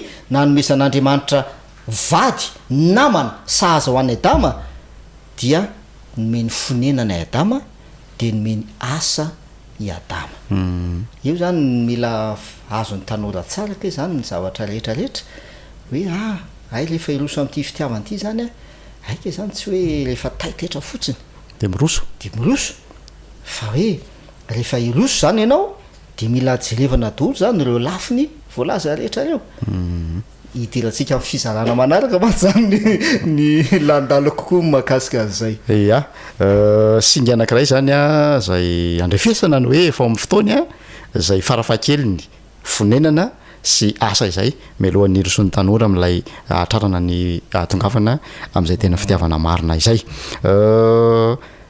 fantany anankiray hoe ahoana ny endrik'ilay hoe tena fitiavana marina ary ahoana ny fomba hitehirizana azy io ihany koa satria na tiana na tsy tiana zany de izy fotoana zany ho anelanelan'ilay fahatapahan-kevitra sy ny hitondrana an'ilay izy any am'le tanjona tena tena atongavana ahoana ny tehirizana an'izay a satria ny fahavalo de miasa mandrakariva ihany koa amin'ny fotoana rehetra mba hahatonga an'izy tsy ho tratra amin'ny tanjona ny kendren'Andriamanitra azy pasteur eny ary amaky tokosandina anankiray tsika ao amin'ny Genesis toko voalohany ny andiny fa enina amby roapolo sy ny fa fito amby roapolo. Genesis toko voalohany ny andininy fa enina amby roapolo sy ny andininy fa fito amby roapolo. Ary Andriamanitra nanao hoe andeha isika amorona olona tahaka ny endritsika araka ny tarehintsika ary eoka izy anjaka amin'ny hazan-drano ao amin'ny ranomasina sy ny voromanidina sy ny biby fiompy sy ny tany rehetra ary ny biby rehetra izay mandady na mikisaka amin'ny tany. Ary Andriamanitra nahary ny olona tahaka ny endriny tahaka ny endrik'Andriamanitra no namoronany azy, lahy sy vavy no namoronany azy. Mazava ny voalazan'ny ten'Andriamanitra ny teny ianao teo hoe ahoana fomba hitehirizana an'ilay fitiavana. Io zany ny fototra io. Azadiny fa noforonina araka ny endrik'Andriamanitra ny olona, lahy sy vavy. Le lehilahy sy le tovavy dia noforonina araka ny endrik'Andriamanitra. Dia tokony hatsapa sy ho resy lahatra zany le lehilahy sy le vehivavy fa manana ny endrik'Andriamanitra izy. Ary izay fananana ny endrik'Andriamanitra izay mila tazoniny sy arovany, zay ihany koa mila arovany izay endrik'Andriamanitra eo amin'izay. Tsy tokony voaka ny vava ny anankiray zany le hoe ianao de fa ary ianao niova ohatra niova ianao sa na hoe iza rehefa mifamotratra ny olona matsy de lasa mivoaka le teny maso am'afy de mety mifanaratsy hoe ianao ratsy ohatran'izao ianao iza koa ny anambady anao ohatran'io kanefa eto ten'Andriamanitra hoe noforona araka ny endrik'Andriamanitra ny le lehilahy sy le vehivavy zany hoe lasa tsy voatazona sy tsy hita etentsony zany le endrik'Andriamanitra zay namoronana azy. Dikan'izay de zao rehefa mifampijery zany le tovolahy sy le tovavy de zay ny tokony ho hitany eo amin'ny tsirairay avy manana ny endrik'Andriamanitra izy, za koa manana ny endrik'Andriamanitra. De zay anisan'ny fomba ray tena lehibe hitehirizana sy hiarovana an'ilay fitiavana marina. Fa amaky tokosandininy anankiray tsika zay ngamity ngamba no mety amaranantsika ny amin'ity androany ity aloha dia ao amin'ny Malakia toko faharoa ny andininy fa 7:10. Daony mba vakina ny ten'Andriamanitra Malakia toko faharoa andininy fa 7:10. Malakia toko faharoa ka ny andininy fa 7:10. Iarovana an'ilay fitiavana marina zany sy hitehirizana an'ilay izy. De ndao ary vakitsika. Nefa hoy ianareo nahoana satria Jehova no vavolombelona ny aminao sy ny vadiny fatanranao zay no fitahinao na dia namanao sady vady efa vita fanekena taminao aza izy. Hoy ten'Andriamanitra de milaza hoe Jehova no vavolombelona ny aminao sy ny vadiny fahatanorana. Tsy hidirantsika le hoe sady no fitahinao. Eto resaka fisaraha-panambadiana mantsy io. Na dia namanao izy.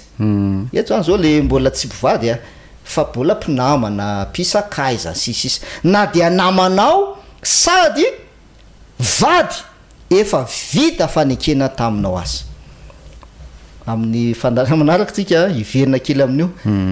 Fa eto le hoe hikolokoloana an'le fitiavana dia ny fahafantaranao fa Jehova ny vavolombelona ny aminao sy lay olona tianao. Jehova ny vavolombelona. Mety niaraka tany ambadimbadika tany nareo de ny famboraka fitiavana tany tsy nisy nahita fa ty ten'Andriamanitra ty azadino nisy vavolombelona teo de Jehova ny vavolombelona teo. Ka rehefa tsapa le tanora fa Jehova ny vavolombelona ny amin'ny fitiavany de tsy ho sany mihitsy ny hamitaka an'ilay olona anankiray. De voaly. Ya, mazava zany raha fitina kely de hoe avy amin'Andriamanitra ny fitiavana. Ndresanao teto androany hoe tsy tokony hafangaro ny fihetseham-po sy ny tena fitiavana. De teo ihany koa ny hoe reo farafahakeliny zay singa manondro hoe efa azo irisona fotoana tokony irisona lay fitiavana marina.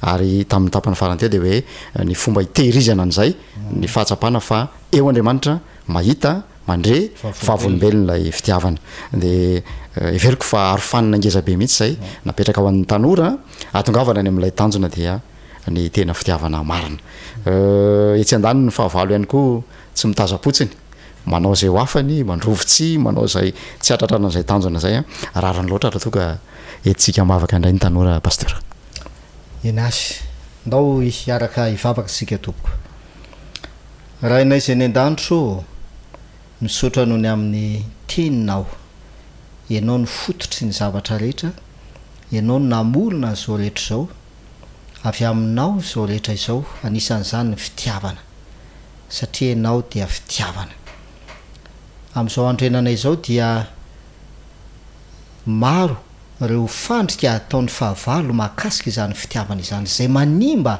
ary manova n'ilay fitiavana marina zay avy aminao mivavaka izay ho an'ny tanora arovo tompo ny tanoranao ary aoka mba ho tanteraka eo amin'ny fiainan'ny tanora tokoa ny izany hoe fitiavana marina izany ary aoka atsapa ny tanora fa ianao no vavolombelona ny amin'ny fanekena zay ifanaovan'izy ireo fanekempitiavana dia aoko tsapa mandrakariva fa eo anatrehanao ateo anatrehanao no nanaovan'izany dia ho arovanao ane izany fifankatiavana izany ka mba ahita fifaliana ary indrindra fahasambarana miaraka aminao ny tanora ao anatin'ity fifankatiavana ity misaotra noho ny amin'ny fitahinao tonoana amin'ny anaran'i Jesosy mivavaka amen eny ary makasitraka ny tanora ny ray aman-dreny ihany koa zay lina nanaraka ny fandarantsika hatramin'ny farany makasitraka ny teknisiana ihany koa zay nanao ny ainy tsy ho zavatra tamin'ny fampitana ny sary ny feo taty tokatraminao ary dia makasitraka ny pasteur André Palatina Fanera tsy nitsitsy an'izany zavatsoa izany fa dia nizara izany ho antsika tampitiavana androany manao mandrapiresaka mbola mampanatelo zay fa mbola isy fizarana fahatelo toy an'ity famelabelarana ity anasananao sady hitaona namana mba ho maro be sika ny andray tombotsoa amin'izany fandarana izany maraha soa makasitraka pasteur mandrapijery amintsika rehetra ihany koa mandra-peona namanadinao ary manona fiadanany tompo amintsika rehetra mandra-peona tompoko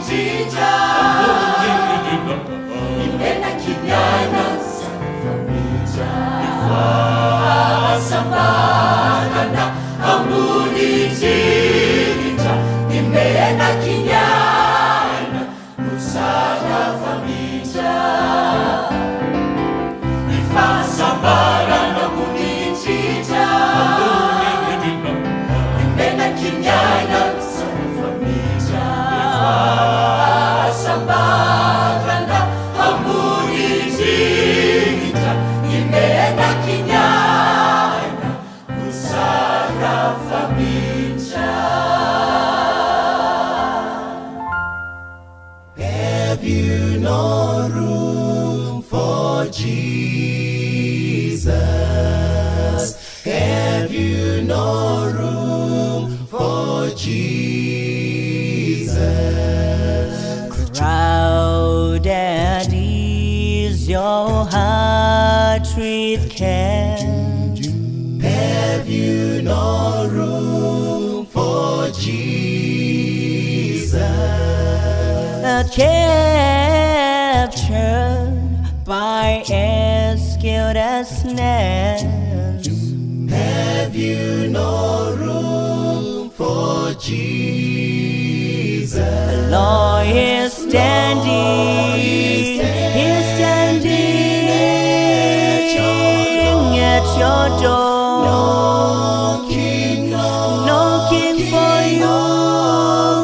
Open your heart for Him.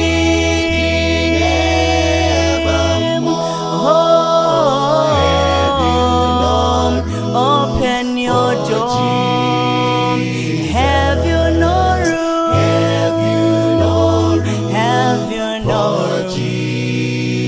Jesus?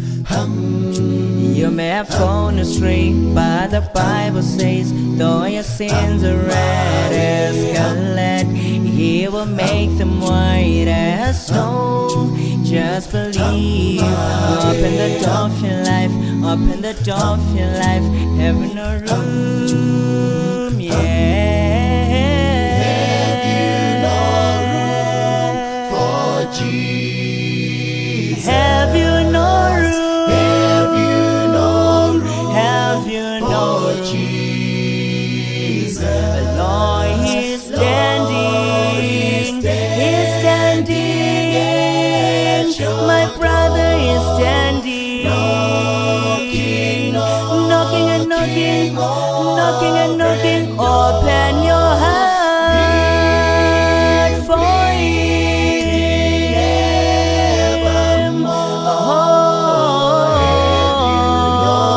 Open your door. Lord is standing, He's standing at your door. He's calling. Open your heart for Him.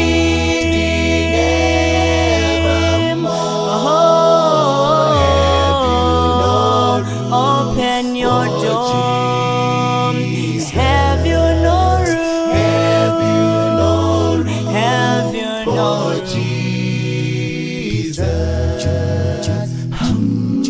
jirani rako kufuga kuwarira usashke yanokuda hama hamba kusi. Open the door for Him. Akusi anewe usashke hoya kwa hari mukana uripo.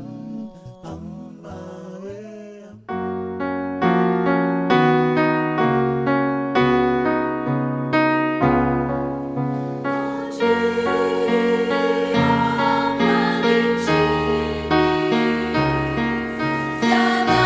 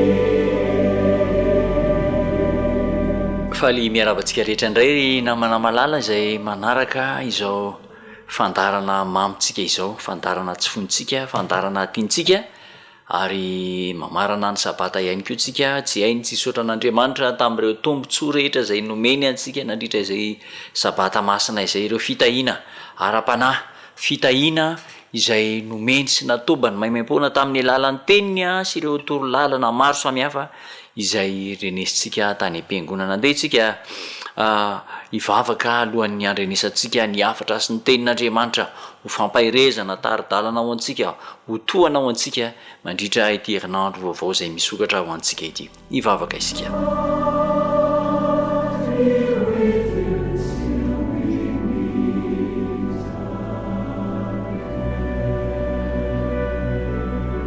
Tombotsara indrindra an-danitro, misaotranao zahay amin'ity sabata ity amin'izao fionana hariva izao, misaotranao noho ny famindrapo, misaotranao noho ny fitahiana sy ny fiarovana izay nataonao taminay tsiraray avy ka afaka tonga eto manatrika izao fandarana izao zay. Tombotsara iaino ny teninao zahay, anaraka ny afatra avy amin'ny teninao zay mba ho tohana, ho vatsim-panahy, ho hery fifaliana, fanantenana ary indrindra ho famonjenao anay ny teninao. Tononoko ny vavaka amin'ny anaran'i Jesosy Kristy Tompo. Amen.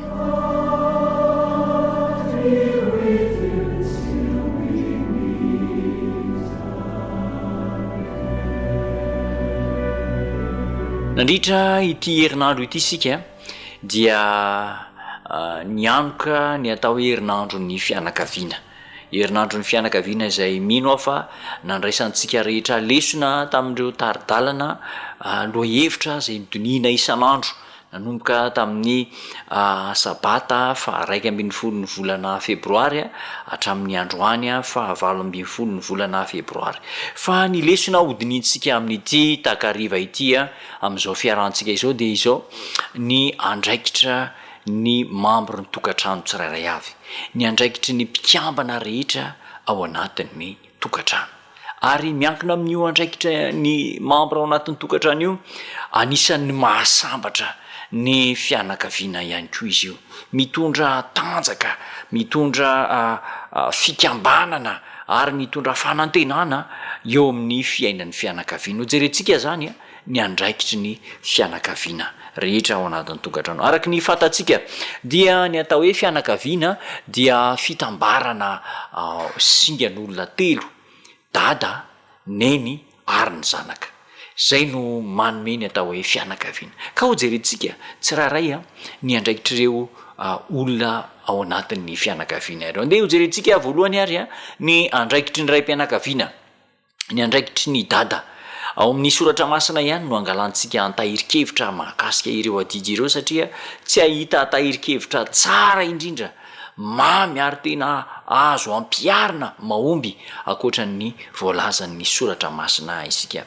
Zao no ambaran'ny tenin'Andriamanitra ao amin'ny Efesiana toko 5. Ao amin'ny bokin'ny Efesiana toko 5 ka andininy 5:20. Zao no ambaran'ny tenin'Andriamanitra. Efesiana toko 5:5. Ianareo lehilahy, tiava ny vadinareo tahaka ny tiavan'ny Kristy ny fiangonana ka nanolorany ny tenany hamonjy azy. Ianareo lehilahy, tiava ny vadinareo tahaka ny tiavan'ny Kristy ny fiangonana ka nanolotra ny tenany mba hamonjena ny fiangonana. Ny adiditsika voalohany zany dia izao: mity ny vadintsika, tia ny vadintsika tahaka ny nitiavan'ny Kristy ny fiangonana. Ary ambaran'ny boky hafa misoratra masina aza fa izao, tokony mihoatra no ny tiavantsika ny tenantsika no itiavantsika ny vadintsika, mihoatra lavitra no ny fitiavantsika ny tenantsika no itiavantsika ny vadintsika io. Ahoana moa zany no ohatra azo raisina mahakasika ny tiavan'ny Kristy ny fiangonana? Ny nataon'ny Kristy dia izao: nanolotra ny tenany izy, nikatsaka tamin'ny fomba rehetra mba hamonjena ny fiangonana, hikatsahana ny tsara indrindra ho an'ny fiangonana. Ilay fiangonana, ilay vadin'ny Kristy, hoaran'ny soratra masina fa tahaka ny hoe vadin'ny Kristy zany fiangonana. Ka izao nomeny mihitsy ny tenany mba hamonjy, hanavotra an'io fiangonana io. Dia tahaka izany koa ny tokony ataontsika lehilahy.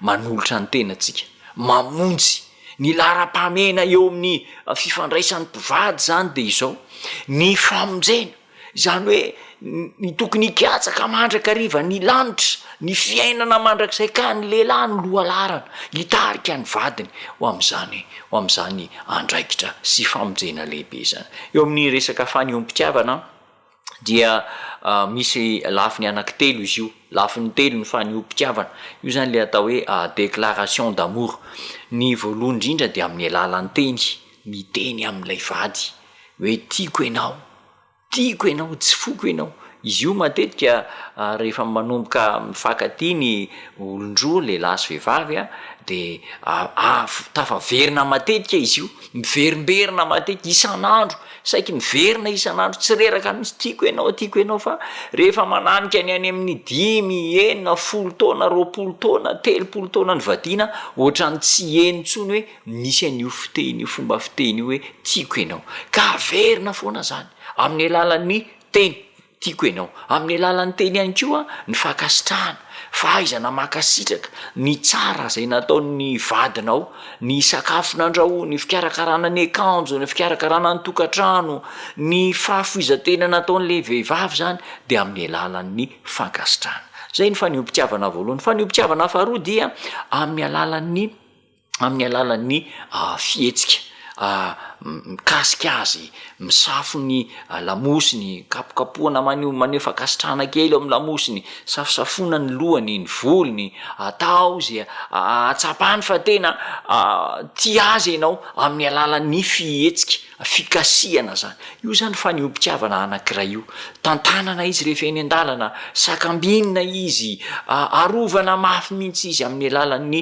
fikasiany vatana dia ilaina fantatry ny vehivavy fa hoe tena tia azy ary ny fahatelo dia amin'ny alalan'ny fanomezana mitondra fanomezana zava-dehibe io ka ireo fomba faniompitiavana telo reo zany no ahafahantsika lehilahy miresaka amin'ny vadintsika hoe tena tiako ianao fa ny zavatra lehibe tokony ho tsapa dia aoka ho tsapa ny vadintsika fa tia azy isika ary manao ny fomba rehetra amonjena azy eny fa na de afoitsika hatramin'ny aintsika azy zany nanjoan'i Jesosy Kristy nafoy ny ainy ary de mahafoy ny ainy mihitsy tena tsapa ny vehivavy mihitsy fa tena mifofotra mafy mihitsy ny vadiny mba hamonjena any ankohonana zay zany ny andraikitry ny lehilahy voalohany ny andraiky ny faharoa de izao ao amin'ny Timoty voalohany toko 5:5 Timoty voalohany toko 5:5 andeha jerentsika ny ambaran'ny soratra masina zao ny ambaran'ny tenin'Andriamanitra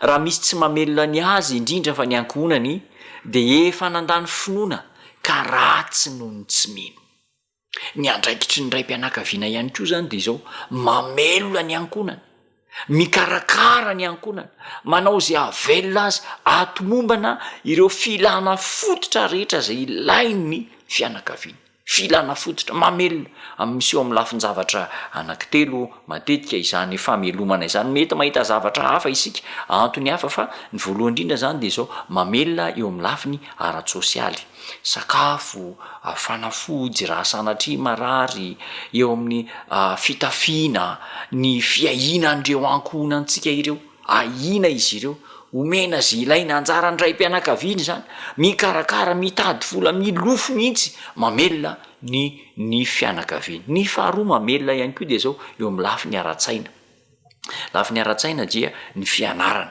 manabe azy ireo amin'ny fianarana mba ho totosa mba ho tafita araky ny tokony ho izy ny ankohonana zany misy koa rem-pianakaviana mbola mianatra de le ray mpianakaviana no mikarakara azy atafita azy amin'ny fianarana zany hoe mba te azo diplôma azo mari-pahaizana mba ahafana manondrotra ny fianakaviana amin'ny asa orinao de manohana azy mamelona amin'ny lafiny ara-tsaina atao zany zay ananan'ireo zanaka ireo fahaizana farany zay lavitra indrindra ambony indrindra mamelona ny ankohona anjarany ray mpianakaviana izany ary ny mamelona farany de izao ny resaka ara-panahy mikolokolo ny ara-panahy mampianatra azy ireo ny sitrapon'Andriamanitra mampianatra ny lesona ny ara-pivavahana mampianatra azy mihira-pivavahana ary de tena zava-dehibe zany adidiny ray mpianakaviana mamelona ny ankohonana zay zany adidiny ray mpianakaviana faharoa ary ny adidin'ny iray mpianakaviana fahatelo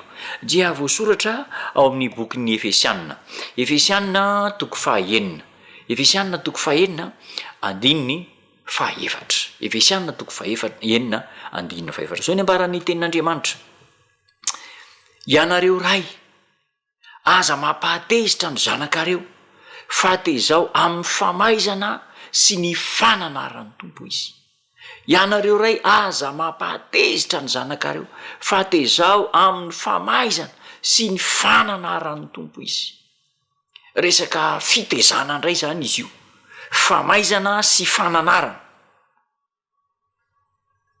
raha mbola tsy nisy ditra nataony tsy nisy adalana nataony dia fananarana no atao anarina izy zanakatiana no anarina azy faizana ka le fananarina zany midikany hoe ity no tsy azo atao ity ny tokony atao ireto ny mendrika atao ity ny tsy tokony atao ny fananarana dia anelohan'ny fahadosoana zay mety ahatafalatsaka ny olona iray aloha lavitra zany de fanarina ampianarina ny lalana tokony izorana ny fomba fiaina tokony atao ny fomba fiteny tokony atao fananarana anarina zany izy fa izao indray rehefa atao indray ny famaizana rehefa ohatra ka latsaka tamin'ny fahadosoana zay nananaranao azy izy tsy nety ny zavatra nataony efa nanarina efa natoro efa nitenenina kanefa de tsy nanaiky fa dia lasa nanao an'lay tsy tokony atao indray izy de amin'iny fotoana iny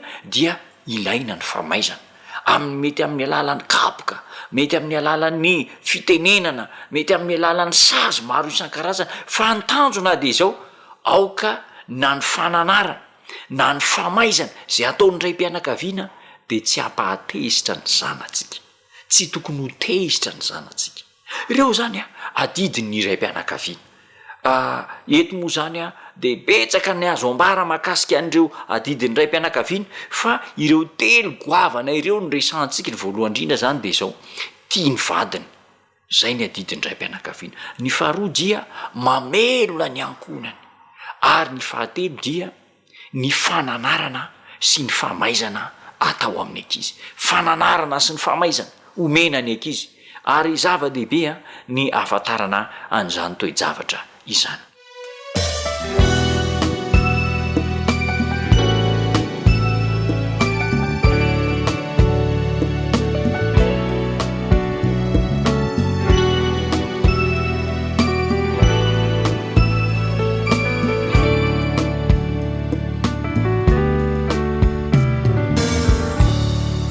ombaeno ny feony miantso anao o azay fa efa miandry anao ny tomponao te handray ny tananao omavaly ny fanasany anao fangana reka mudi efa ulauni ati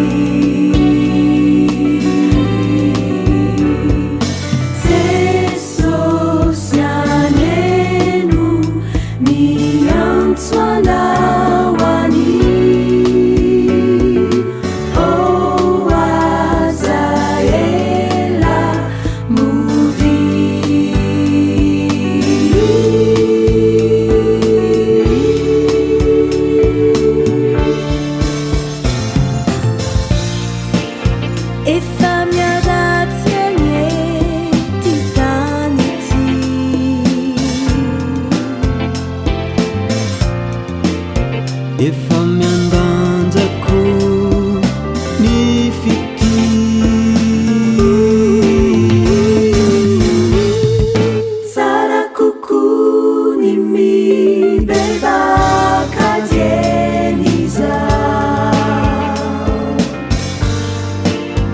matritsy hoe oravizao tanizao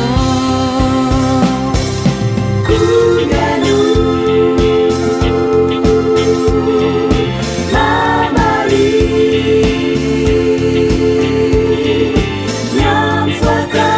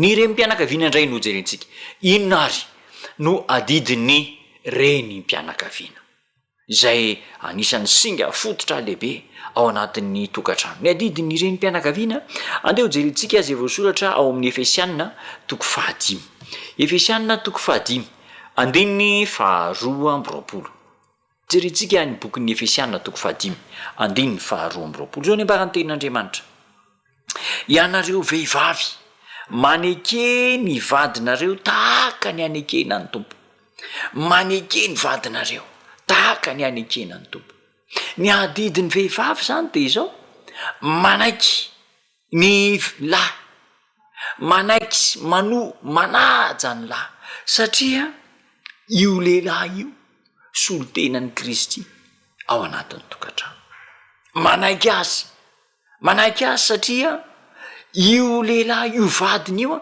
de tena manolotra ny ainy mahafoy ny fiainany ray manontolo amin'ny fikarakarana amin'ny fanajana amin'ny famelomana ary mitarika ny ankonany amin'ny tsara sy ny mendrika tazan'ilay vehivavy zany fa ity vadiko ity tena raim-pianakaviana mendrika raim-pianakaviana modely ary raim-pianakaviana tokony ho ajaina tokony ekena ka dia manaiky ny vadiny tena mandoalika mihitsy le raim-pianakaviana mahafoy ny ainy mihitsy io raim-pianakaviana manao ny fomba rehetra tsara azo atao mba handrotana ny fianakaviana ao amin'ny toerana ambony indrindra zay tian'Andriamanitra mba hipetrahana de izao manaiky azy le vehivavy tsy hoe manaiky terena na manaiky tsy sitrapony na manaiky tsy sasoka fa tena sitrapony mihitsy ny anaiky azy satria tsapan'le vehivavy midona amin'ny fony ny fitiavana feno atolotra le raim-pianakaviana de izao na inona atenen'ilay raim-pianakaviana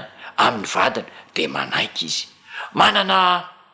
manana autorité mihitsy zany le raim-pianakaviana amin'ny vadina ary le vadiny de tena manaiky an-tsitrapo hoe tena marina zany tsy moramora ny antongavana amin'izany toerana izany ry namana malala tsy mora ny antongavana amin'izany mila finiavana be avy amin'ny raim-pianakaviana avy amin'ny renim-pianakaviana raha raim-pianakaviana tsy modely raim-pianakaviana somary miadaladala manaonao foana tsy modely amin'ny lafiny tsara rehetra ahoana mony atonga ny vadiny anaiky azy indraindray aza le vadiny indray no ohatrany mitomba-da lasa endry kokoa lasa modely kokoa amin'ilay tokantrano no lay iray mpianakaviana ka izao ny andraikitry ny vehivavy zany dia manaiky ny vadiny mano manatanteraka ny vadiny isika lehilahy koa de tokony hojoro modely amin'ny maray mpianakaviana modely atsika tsy manao didy jadona tsy manao didy kofehy lehibe fa de tena tia ampitiavana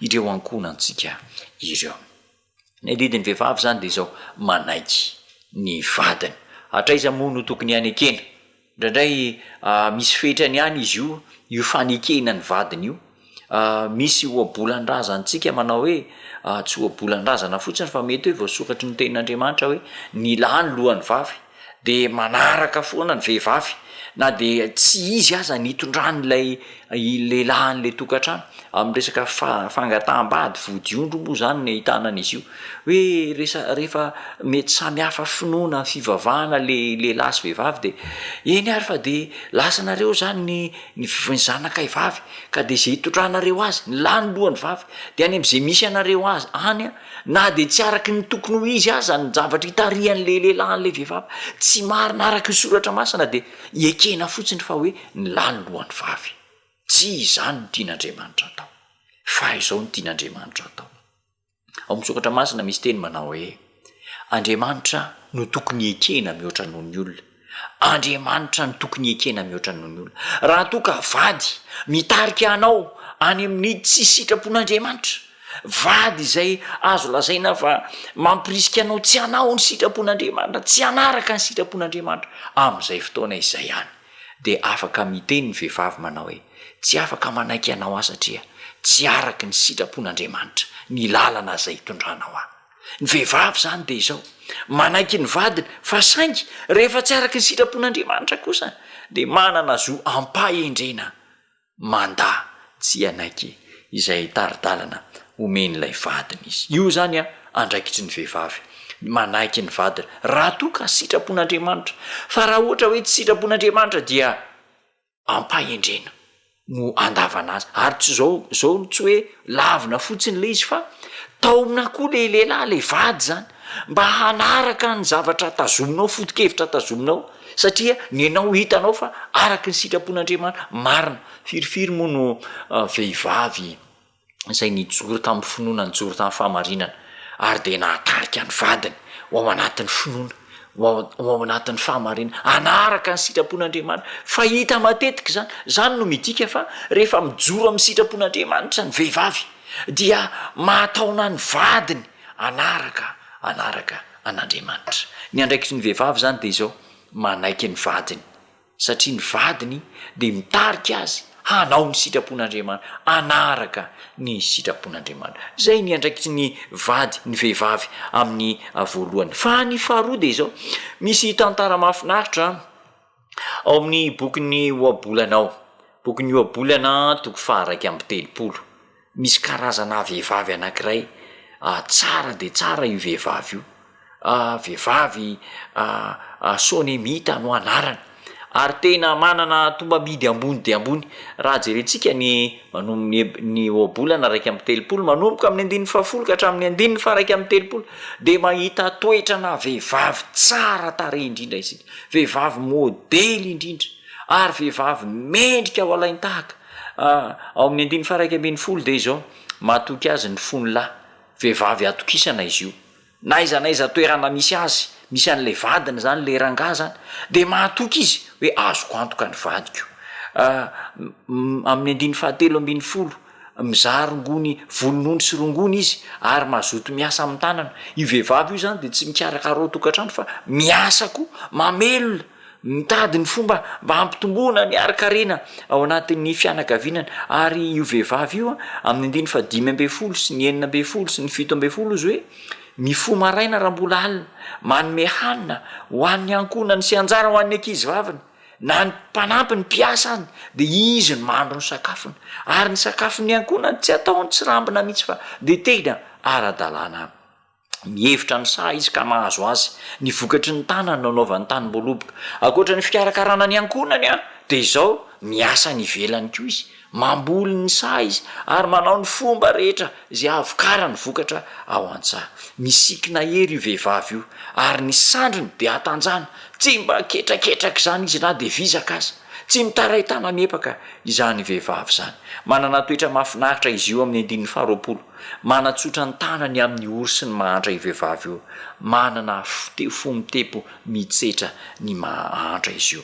Ary de raha jerena ny io bolana raiky amin'ny 3 de tena tsara toetra ao amin'ny andeha jerentsika ao amin'ny 2 manokatra ny vavany amin'ny fahendrena izy ary ny lalan'ny famondram-po no eo amin'ny lelany. Rehefa miteny io vehivavy io raha vao misokatra ny vavany de tena feno fahendrena sady manam-pahalalana io vehivavy io.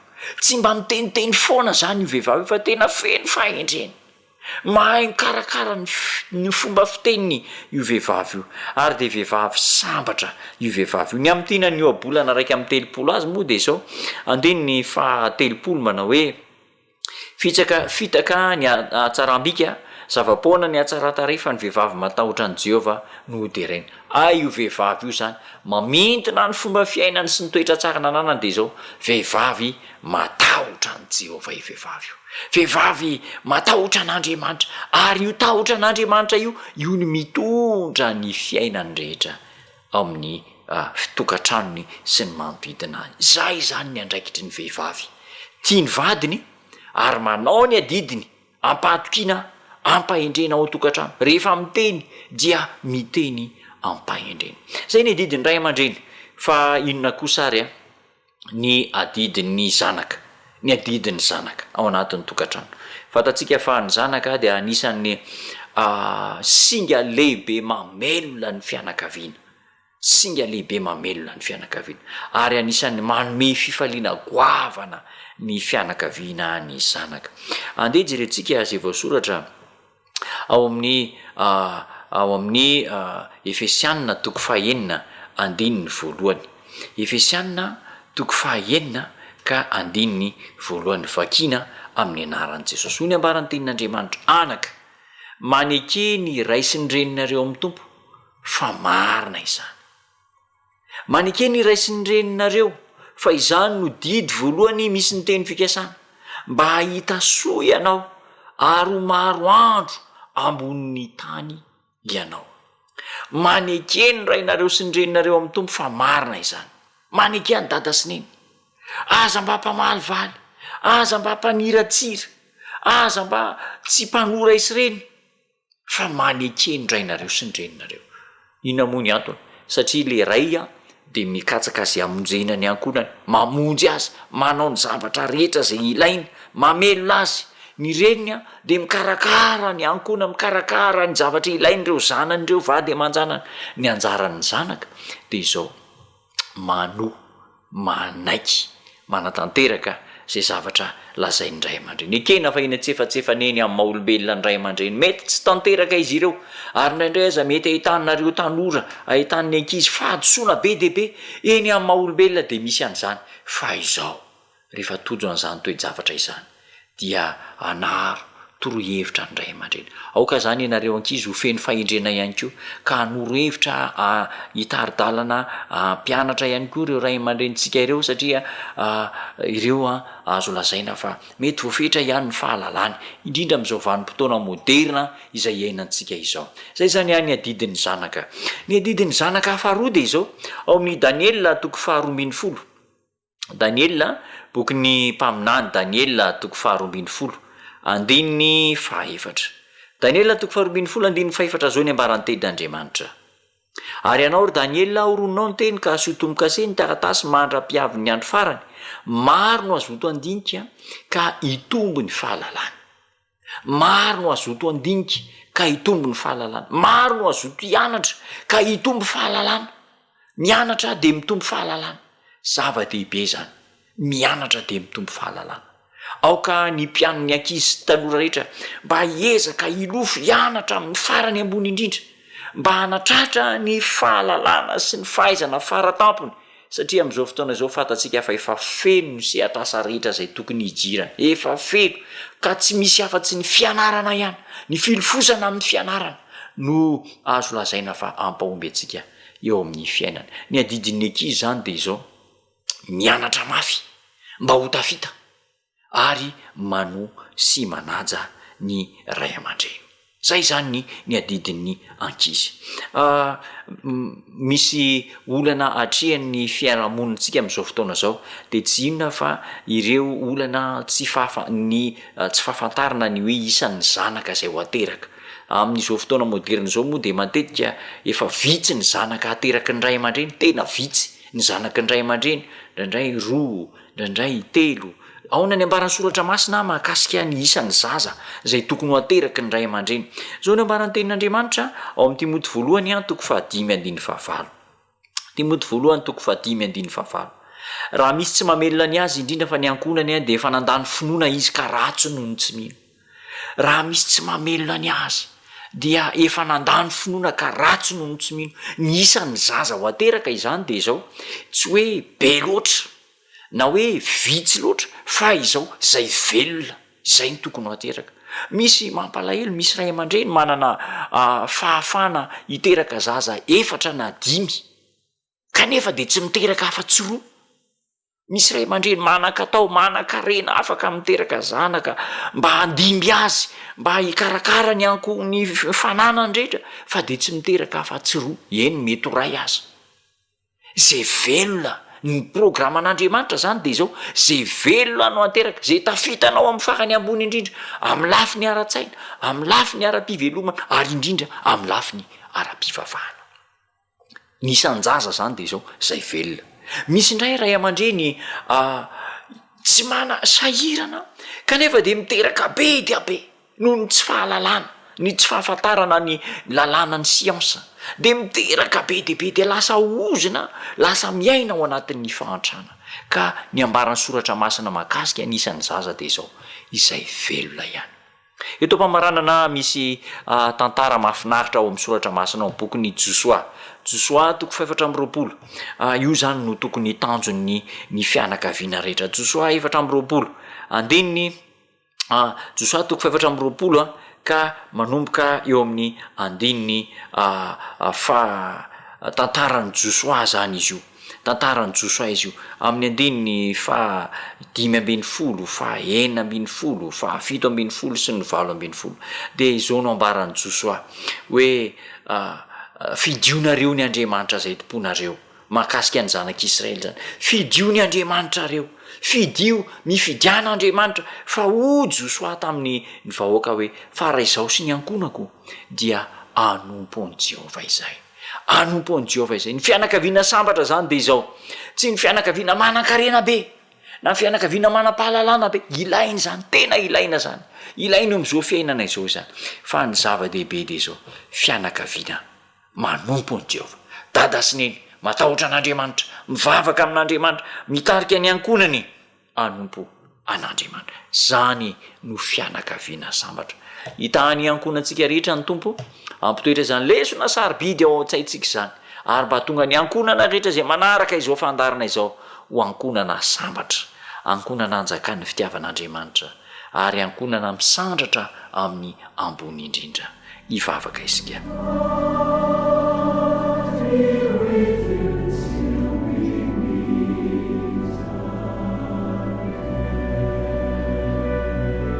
Tsara misotranao zay fa nomenao ny herinandro ny fianakaviana.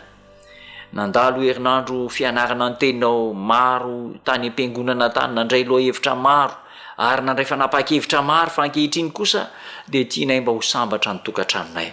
Ampio ny dada rehetra mba ho dada modely maneho ny toetranao Jesosy Kristy, mamonjy ny fianakaviana.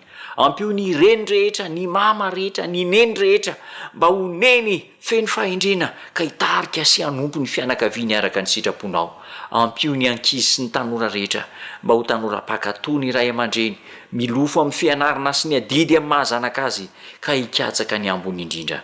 Tahio ny tokantrano rehetra ary arovy amin'ny asan'ny devoly. Tononona ny vavaka amin'ny anaran'i Jesosy Kristy Tompo. Amen.